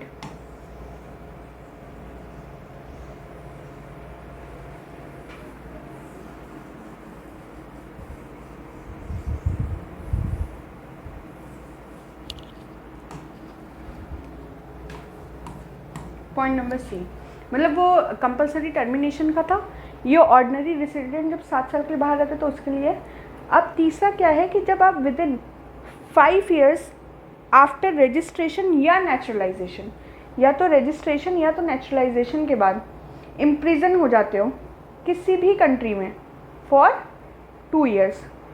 तो मैंने क्या बोला, with in 5 years after naturalisation या रजिस्ट्रेशन के थ्रू आप जब इम्प्रिजन हो जाते हो, ठीक है, with in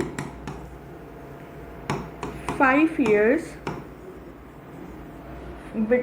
within 5 years after naturalization or registration, naturalization या registration, you have been imprisoned, ठीक है, in any country, you have been imprisoned in any country,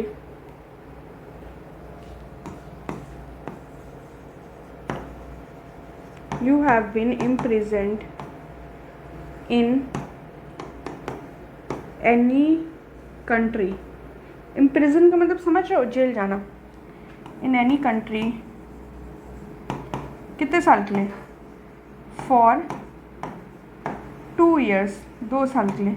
तो कहने का मतलब क्या है कि पहला वाला पॉइंट ये कह रहा है कि कोई भी ऑर्डिनरी रेजिडेंट अगर इंडिया के बाहर जाके किसी और कंट्री में 7 साल के लिए रह ले रहा है, कंटिन्यूसली 7 साल के लिए वो इंडिया के बाहर रह रहा है, तो उसको बाय डेप्रीवेशन इंडिया का सिटीजनशिप लॉस हो जाता है, ठीक है, यहाँ का सिटीजनशिप नहीं रहता उसके पास।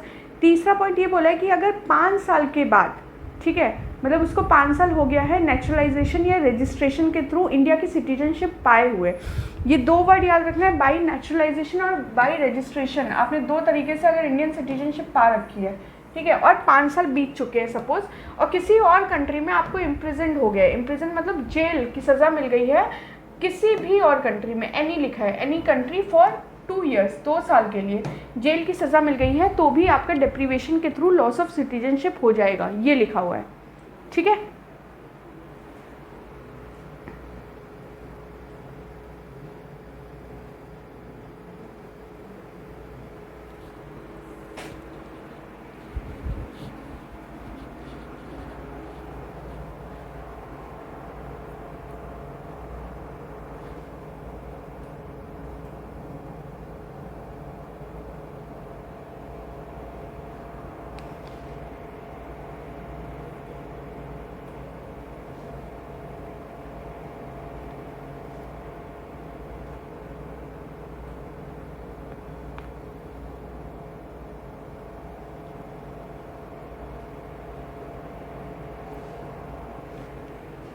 नेक्स्ट,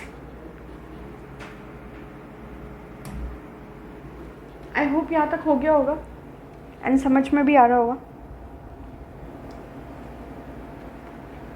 ठीक है। हमने next topics to be covered या रीड में लिखा था citizenship amendment act of 2019, heading बना लीजिएगा, सिटीजनशिप अमेंडमेंट एक्ट ऑफ 2019, इसकी हम बात करेंगे,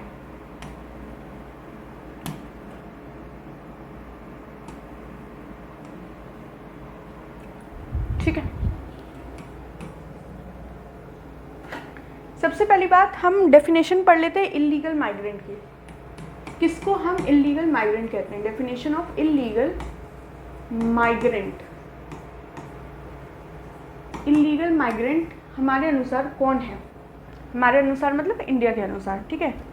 तो इस एक्ट ने प्रोहिबिट कर रखा है illegal migrant from acquiring Indian citizenship. It defines an illegal migrant as a foreigner who enters India without a valid passport.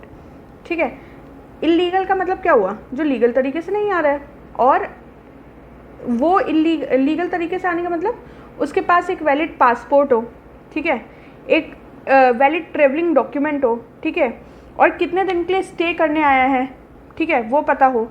लेकिन हमको इनमें से कुछ नहीं पता है। हम जैसे मैं आपको बताती हूँ, हम जब किसी लीगल माइग्रेंट की बात करते हैं, लीगल माइग्रेंट, ठीक है, जब हम किसी लीगल माइग्रेंट की बात करते हैं तो उनके पास क्या होता है, उनके पास एक वैलिड पासपोर्ट होता है, कितने दिन के लिए आ रहे हो, क्या आ रहे हो। फिर दूसरा चीज़ उनके पास क्या होता है, उनके पास ट्रैवलिंग डॉक्यूमेंट्स होते हैं, जो भी नीडेड डॉक्यूमेंट्स ट्रैवल करने के लिए ज़रूरी है वो ट्रैवलिंग डॉक्यूमेंट्स होते हैं, ठीक है, डॉक्यूमेंट्स।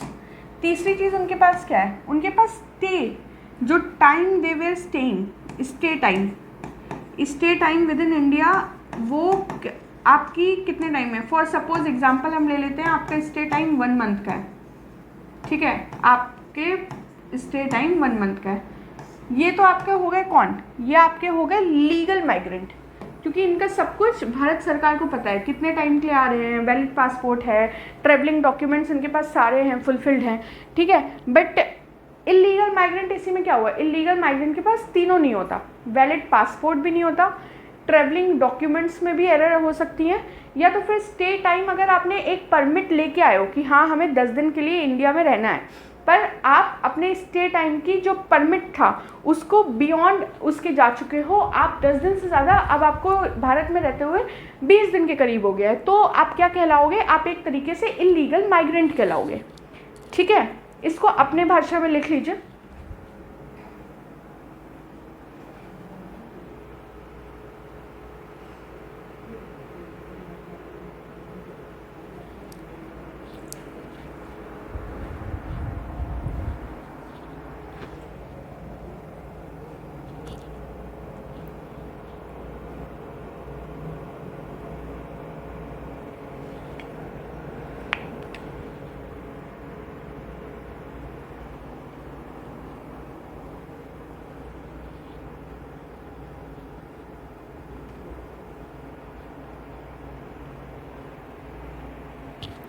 लिख लिया होगा।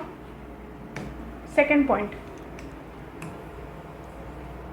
देखो, आपके कौन कौन से, जैसे हिंदू थे, जैन्स थे, बुद्धिस्ट थे, पारसीस थे, सिख्स थे, क्रिश्चियंस थे, ठीक है, मैं लिख देती हूँ, हिंदूज थे, हिंदूज, बुद्धिस्ट, और कौन थे, जैन्स, और कौन थे, पारसीज और सिख्स, और कौन थे, क्रिश्चियंस। ये 6 लोग जो थे, 6 टाइप ऑफ कम्युनिटी जो थी, ये कहाँ से आई थी आपकी, these were coming from Bangladesh and also from Pakistan.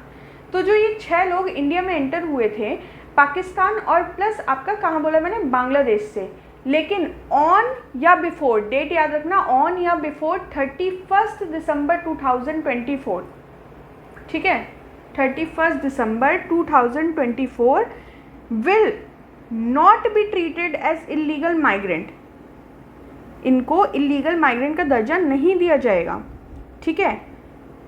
And for these groups of persons the 11 years requirement will be reduce to 5 years, will be reduce to 5 years, ठीक है। तो इनके लिए क्या हुआ, ये लोग पाकिस्तान और कहाँ से आए थे, बांग्लादेश से, these people came from Pakistan and Bangladesh, ठीक है, एंड दे एंटर्ड इंडिया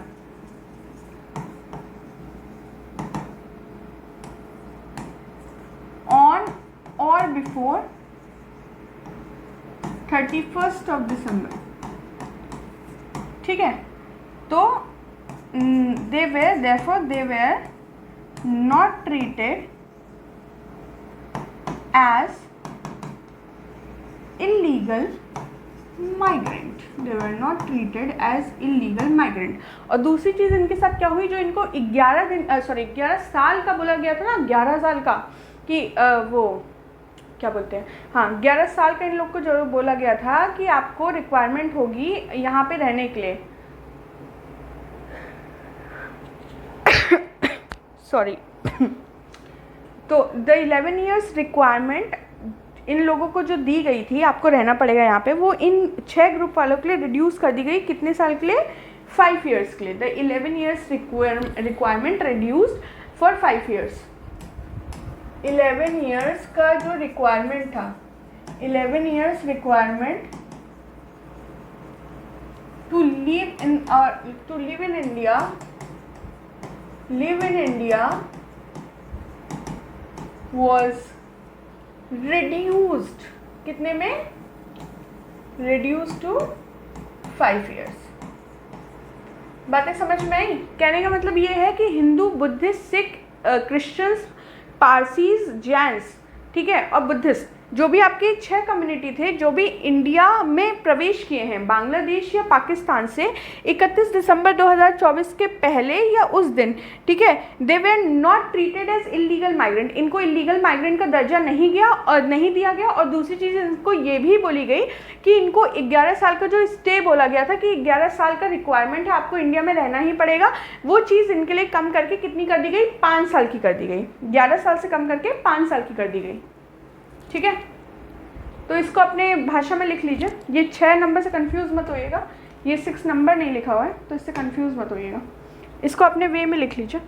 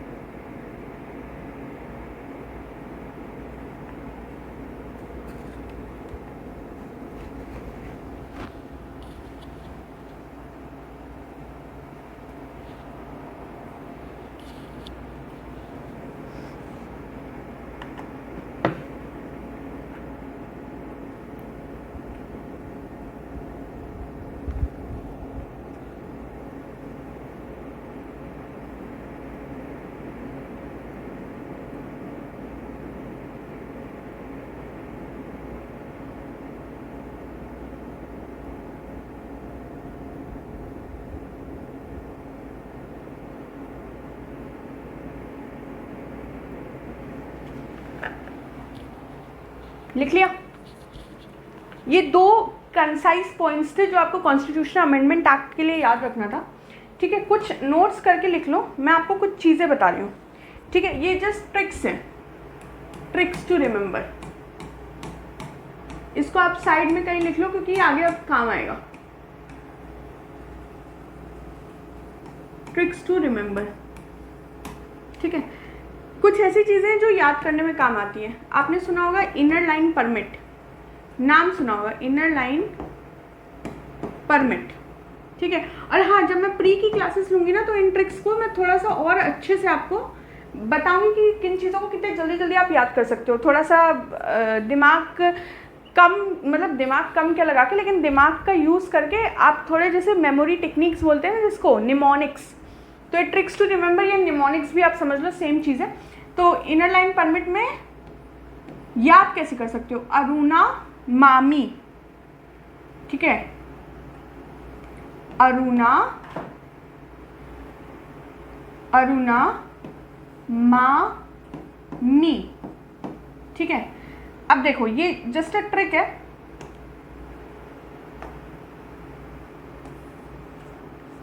अगर कभी पूछ लिया गया कि इनर लाइन परमिट में कितने स्टेट्स काउंट होते हैं, अक्सर हमारे ना इस तरीके से, मैं आपको ज्योग्राफी में भी जब वर्ल्ड ज्योग्राफी के बताऊंगी किस तरीके से आपको याद करना है, तो मैं आपको बहुत ट्रिक्स के साथ चीज़ों को बहुत जल्दी याद करवा दूंगी, ठीक है। तो बहुत ज़्यादा टेंशन इनमें लेने की ज़रूरत नहीं है। अब इनर लाइन परमिट में टोटल 4 स्टेट्स की हम बात करते हैं। कितने स्टेट्स की बात करते हैं? 4, टोटल 4 स्टेट्स की बात करते हैं। मे बी ये आपको दिखे ना, 1 सेकेंड रुकिएगा ज़रा। टोटल 4 स्टेट्स की बात करते हैं, और उन 4 स्टेट्स में ये आपका हो गया अरुणाचल प्रदेश, ठीक है, ये आपका हो गया नागालैंड, ठीक है, ये आपका हो गया मणिपुर, ठीक, और ये हो गया आपका मी से मिजोरम, मी से मिजोरम, अरुणाचल प्रदेश, नागालैंड, मणिपुर, मिजोरम। और these 4 together are the sub part of the inner line permit. Inner line permit जब भी आएगा तो ये 4 स्टेट्स के नाम याद रखना है। चारों स्टेट्स की आपको डायरेक्शंस तो पता ही होंगी, है ना, और आप वैसे भी लगा सकते हो, अरु ना मा मी, अरु ना मा मी। मैप में जाके देखना है, सीक्वेंस में भी लगा हुआ है, यहाँ कहीं पे आपको वो दिख जाएगा, Lushai hills, famous mountains, Lushai hills, या तो इनको ब्लू माउंटेन्स भी कहते हैं। ये सब मैं आपको पढ़ाऊंगी उसमें इन्वायरमेंट के लेक्चर्स में, ठीक है। वाइल्ड लाइफ सेंचुरीज हुई आपकी, नेशनल पार्क्स हुए, एलिफेंट रिजर्व्स हुए, ठीक है, सब कुछ हम बहुत ईजिली याद कर सकेंगे निमोनिक टेक्निक से। तो इसको साइड में लिख लीजिएगा, ठीक है, अरुणा मामी वाला।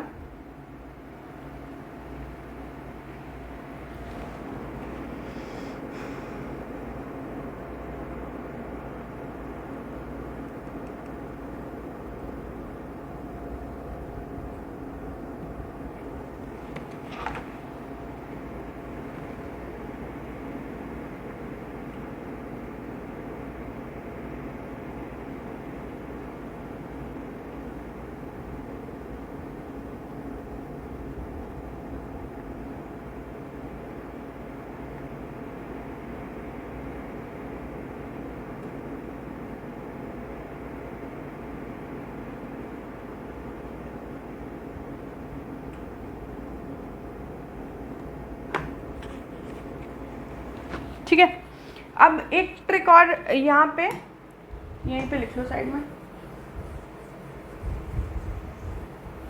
इम्पॉर्टेंट है। कभी कभी प्रीलिम्स में क्या होता है ना, जब मैं तैयारी कर रही थी तो मैं ना अपने फ्रेंड्स लोगों के साथ खुद से ट्रिक्स बनाती थी और उनको भी बोलती थी कि इसको रख लो, याद कर लो। और बहुत बार ऐसा हुआ है ना कि हम एक दिन पहले भी वो ट्रिक्स समझ के ज्यूम करके गए हैं और हमें प्रीलिम्स के एग्ज़ाम में वो ट्रिक्स दिखी हैं, ठीक है। तो इसलिए ना निमोनिक्स भी बहुत जगह काम आती है, हर चीज़ को एकदम बारीकी से याद नहीं कर सकते हो, ठीक है। सिक्स्थ शेड्यूल में आपके 4 स्टेट्स का जिक्र होता है। 6 शेड्यूल में सिर्फ 4 स्टेट्स का जिक्र होता है। उसको आप 2 तरीके से पढ़ सकते हो, या तो मातम बोल दो, लोगों के घर मातम मच जाता है ना, कुछ हो जाता है तो आपके घर मातम हो जाता है ना, या तो फिर आप इसका दूसरा और में आप और शब्द में यूज़ करके क्या यूज़ कर सकते हो, ATM, डबल एम आएगा, ATM, ठीक है। तो याद कर सकते हो। अच्छा, 6 शेड्यूल ATM, तो ऐसे ना आपको ट्रिक्स याद रहेंगी तो आपको जल्दी आंसर्स में पहुंचने का फ़ायदा मिलेगा।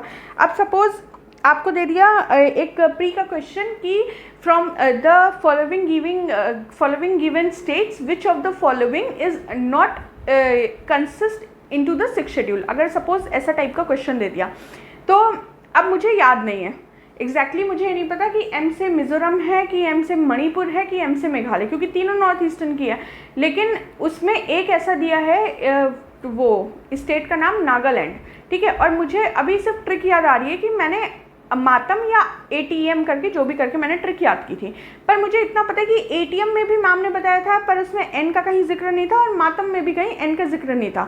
तो मैं नागालैंड को तो 110% काट सकता हूँ। और हो सकता है ऑप्शंस ऐसे दिए रहे हैं कि नागालैंड जब आप काटो तो उसके बाद आपके कहीं भी मतलब कि ऐसा ना बचे आप डायरेक्टली आंसर पे आ जाओ। तो बहुत बार ना ये ट्रिक्स, ये निमोनिक्स काम आती हैं। मातम या ATM का आप फुल फॉर्म लिख लेना, ठीक है, या आप ऐसे ट्रिक्स बना के रखोगे तो आपको याद रहेगा। M से आपको मिजोरम, यहाँ के M से आपको थोड़ा सा नीचे कर लेते हैं, ये आपका मेघालय, ये T से आपका त्रिपुरा, ठीक है, और A से आपका असम, A से आपका असम।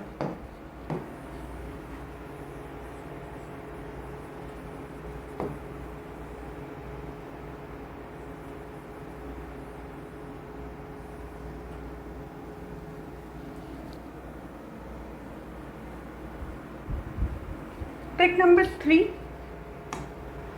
उसको नोट डाउन कर लीजिए। तो मैं ट्रिक नंबर 3 लिखती हूँ।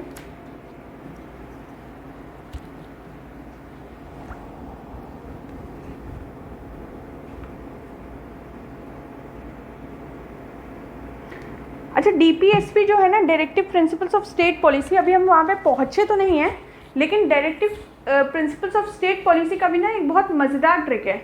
एक तो वो DPSP ना बहुत ही ज़्यादा रिग्रेस आर्टिकल्स, मतलब बहुत लंबे पड़ जाते हैं हमें रटने के लिए, ठीक है। और उसमें भी पार्ट ए पार्ट बी करके प्रोविजंस दे रखे हैं हर आर्टिकल्स के, तो थोड़ा सा मुश्किल होता है। तो अगर आपको लगता है कि आप DPSP खुद से याद कर पाओगे तो no problem, but if in case आपको लगता है कि हाँ कि मैम आप ट्रिक बता दो इसकी, क्योंकि हमारे लिए DPSP याद करना थोड़ा ईजी हो जाएगा, तो आप मुझे बता देना, ठीक है।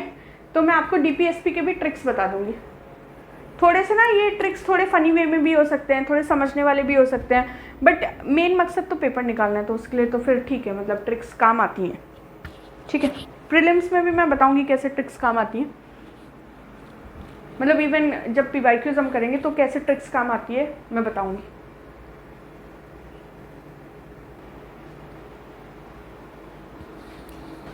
नेक्स्ट लिखिएगा, आपने शेड्यूल्स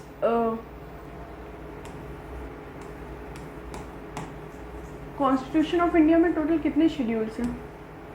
12, ठीक है। इनको याद करने का एक सिंपल सा ट्रिक है, tears of old PM, tears of old PM।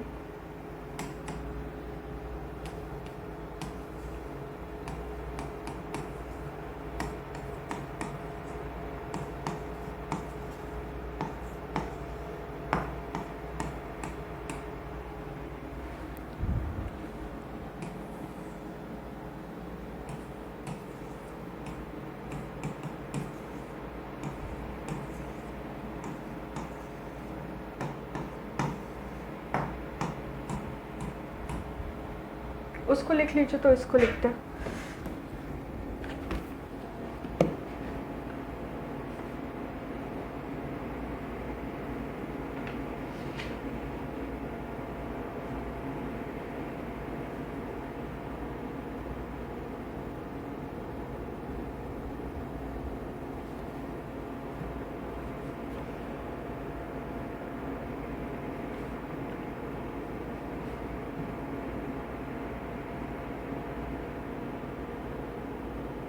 कभी कभी ना ये निमोनिक्स कुछ ना कुछ प्रीलिम्स के क्वेश्चन सॉल्व करने में हेल्प करती है, ठीक है।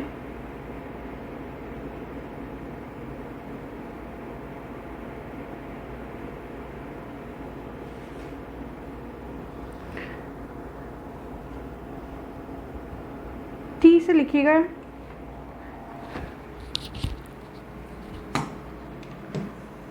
आप शेड्यूल जब जाके पढ़िएगा ना तो शेड्यूल के जो फुल फॉर्म्स हैं उनको कैसे हम याद करेंगे, उसके एक शॉर्टकट एक एक कीवर्ड्स लिख रही हूँ मैं, ठीक है। टी से आपका स्टेट्स एंड यूनियन टेरिटरीज की बात करते हैं, तो हम यहाँ पे टेरिटरीज लिख रहे हैं, इससे आपको पता रहेगा कि किसकी कब बात कर रहे हैं। ई से इमोल्यूमेंट्स,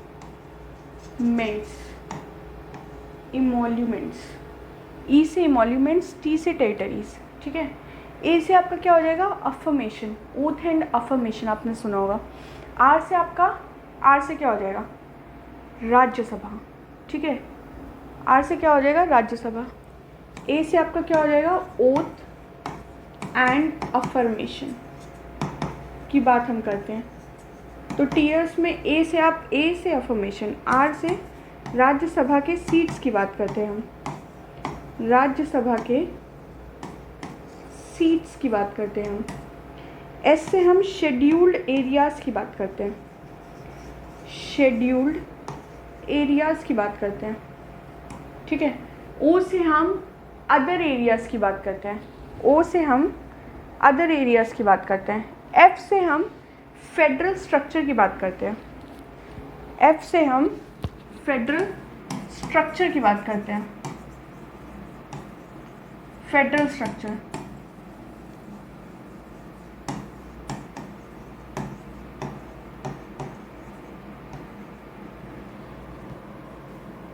फेडरल स्ट्रक्चर समझ रहे हो, यूनियन लिस्ट, कंकरेंट लिस्ट, और एक और क्या था, स्टेट लिस्ट, ठीक है। फिर ओ आया, इससे हम ऑफिशियल लैंग्वेजेस की बात करते हैं। भारत में टोटल कितनी ऑफिशियल लैंग्वेज है आज के टाइम पे? 22। ओरिजिनल कॉन्स्टिट्यूशन में सिर्फ 14 लैंग्वेज थी, ठीक है, सिर्फ 14 लैंग्वेज थी। अभी आज के टाइम पे 22 लैंग्वेज है, ठीक है। एल से हम लैंड रिफॉर्म्स की बात करते हैं, लैंड रिफॉर्म्स की, ठीक है। इससे हम एंटी डिफेक्शन की बात करते हैं, एंटी डिफेक्शन, एंटी डिफेक्शन, ठीक है, नोट डाउन करिए।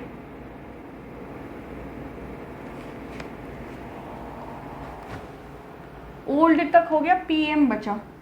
मैं यहाँ ऊपर के 2 हटा के पीएम लिख दे रही हूँ।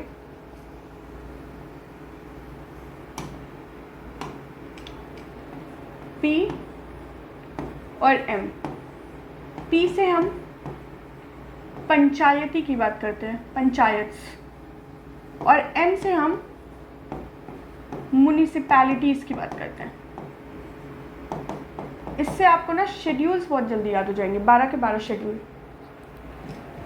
यकीन मानो वन डे एग्जाम्स में या आपको यूपीएससी में बहुत ही इफेक्टिव काम करेगा ये निमोनिक टेक्निक्स। जिसको ऐसे याद है उसको तो कोई दिक्कत ही नहीं है, ठीक है, लिख लीजिए।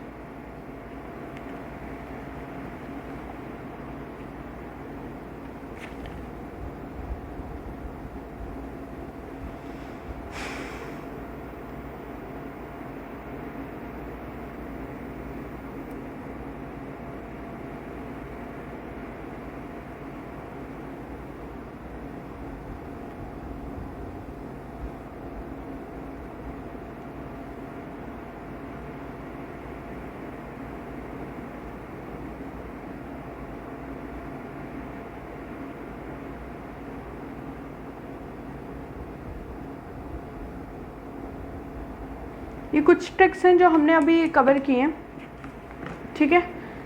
आगे जैसे जैसे क्लासेस होंगी हम और ट्रिक्स कवर करेंगे। डीपीएसपी की थोड़ी सी लंबी ट्रिक है, तो अगर डीपीएसपी की ट्रिक आपको चाहिए होगी तो आप मुझे बता दीजिएगा। एक स्टोरी के फॉर्म में हम उसको भी याद करने की कोशिश करेंगे, याद हो ही जाएगी, ठीक है।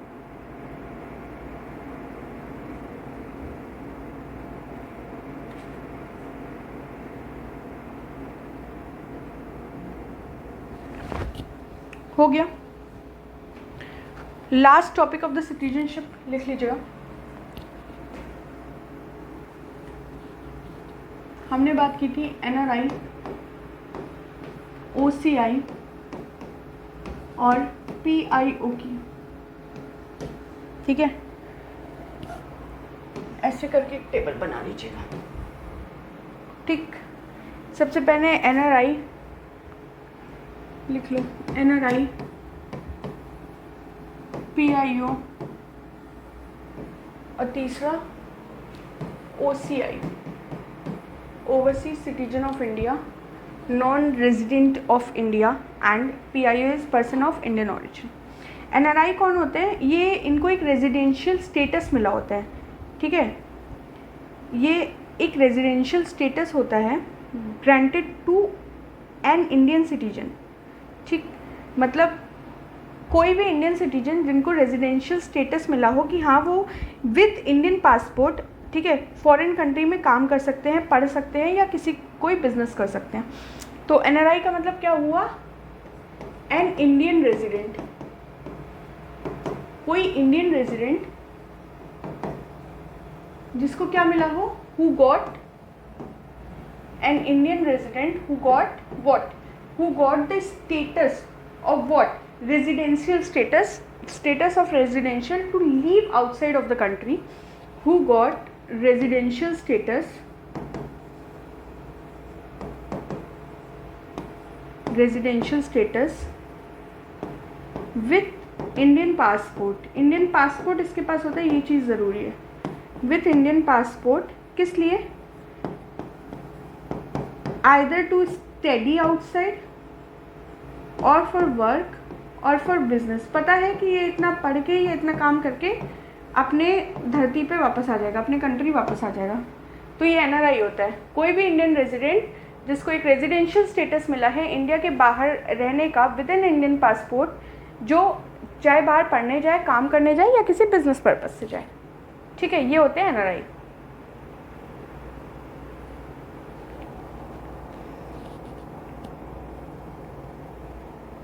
ये मिलता किसको है? एनआरआई मिलता किसको है?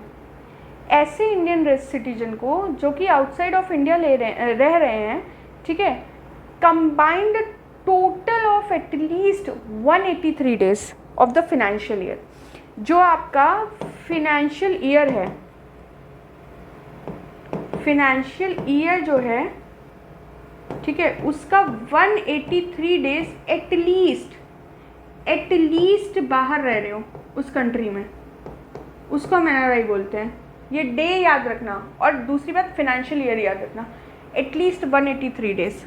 ठीक है, an Indian citizen residing outside of India, ठीक है, for a combined total of at least 183 days in a financial year, ठीक, दे आर कॉल्ड एनआरआईज।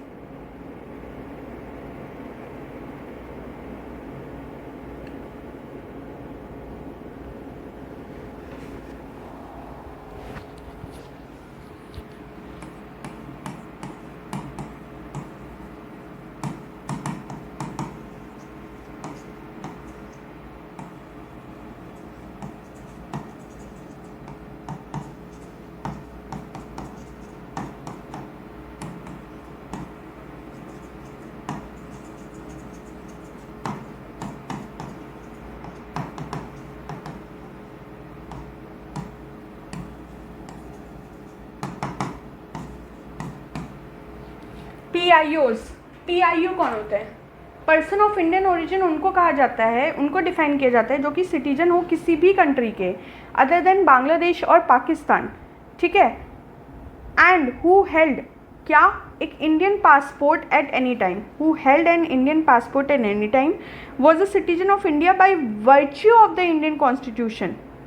ठीक है, जिनके पास इंडियन पासपोर्ट हो, Indian passport, who held Indian passport at any time, at any time, B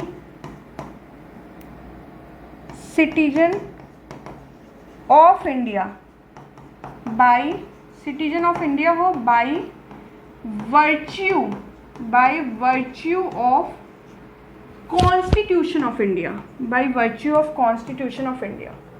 ठीक है, by virtue of constitution of India, या फिर और by citizenship amendment act of 1955, ये इसी के अंडर है, by virtue of constitution of India और the citizenship amendment act of 1955। ठीक है,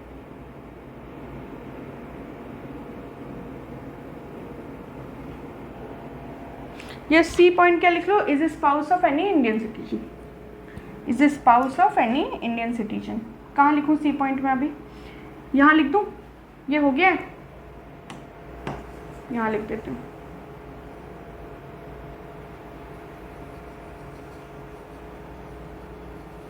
इसका सी पॉइंट लिख लो, इसका अपार्ट दिस सी पॉइंट लिख लो, इज द स्पाउस मतलब हस्बैंड और वाइफ ऑफ एनी इंडियन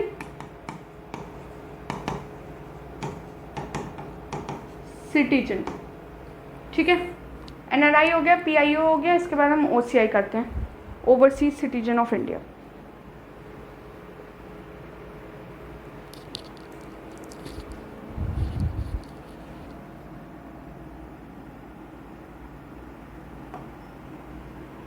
हम ओसीआई का वहाँ पे कर लेते हैं, ब्लैंक है स्पेस।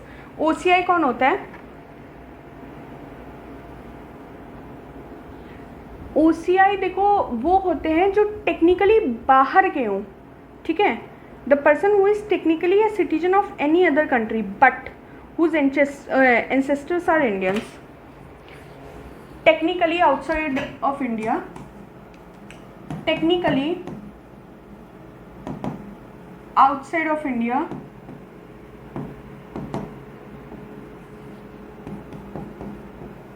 but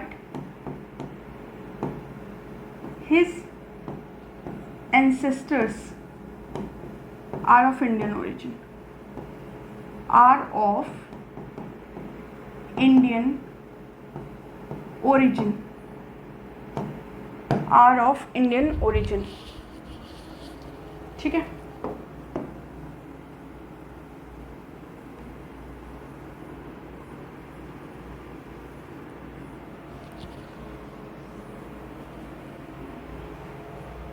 वो आपके OCI कहलाते हैं.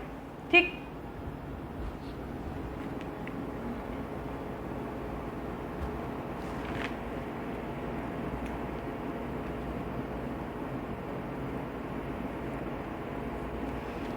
इसके अलावा इसमें कुछ डिटेल्स अकॉर्डिंग टू मी ज़रूरत नहीं है for the exam point of view, but हमने यहाँ तक कवर कर लिया है.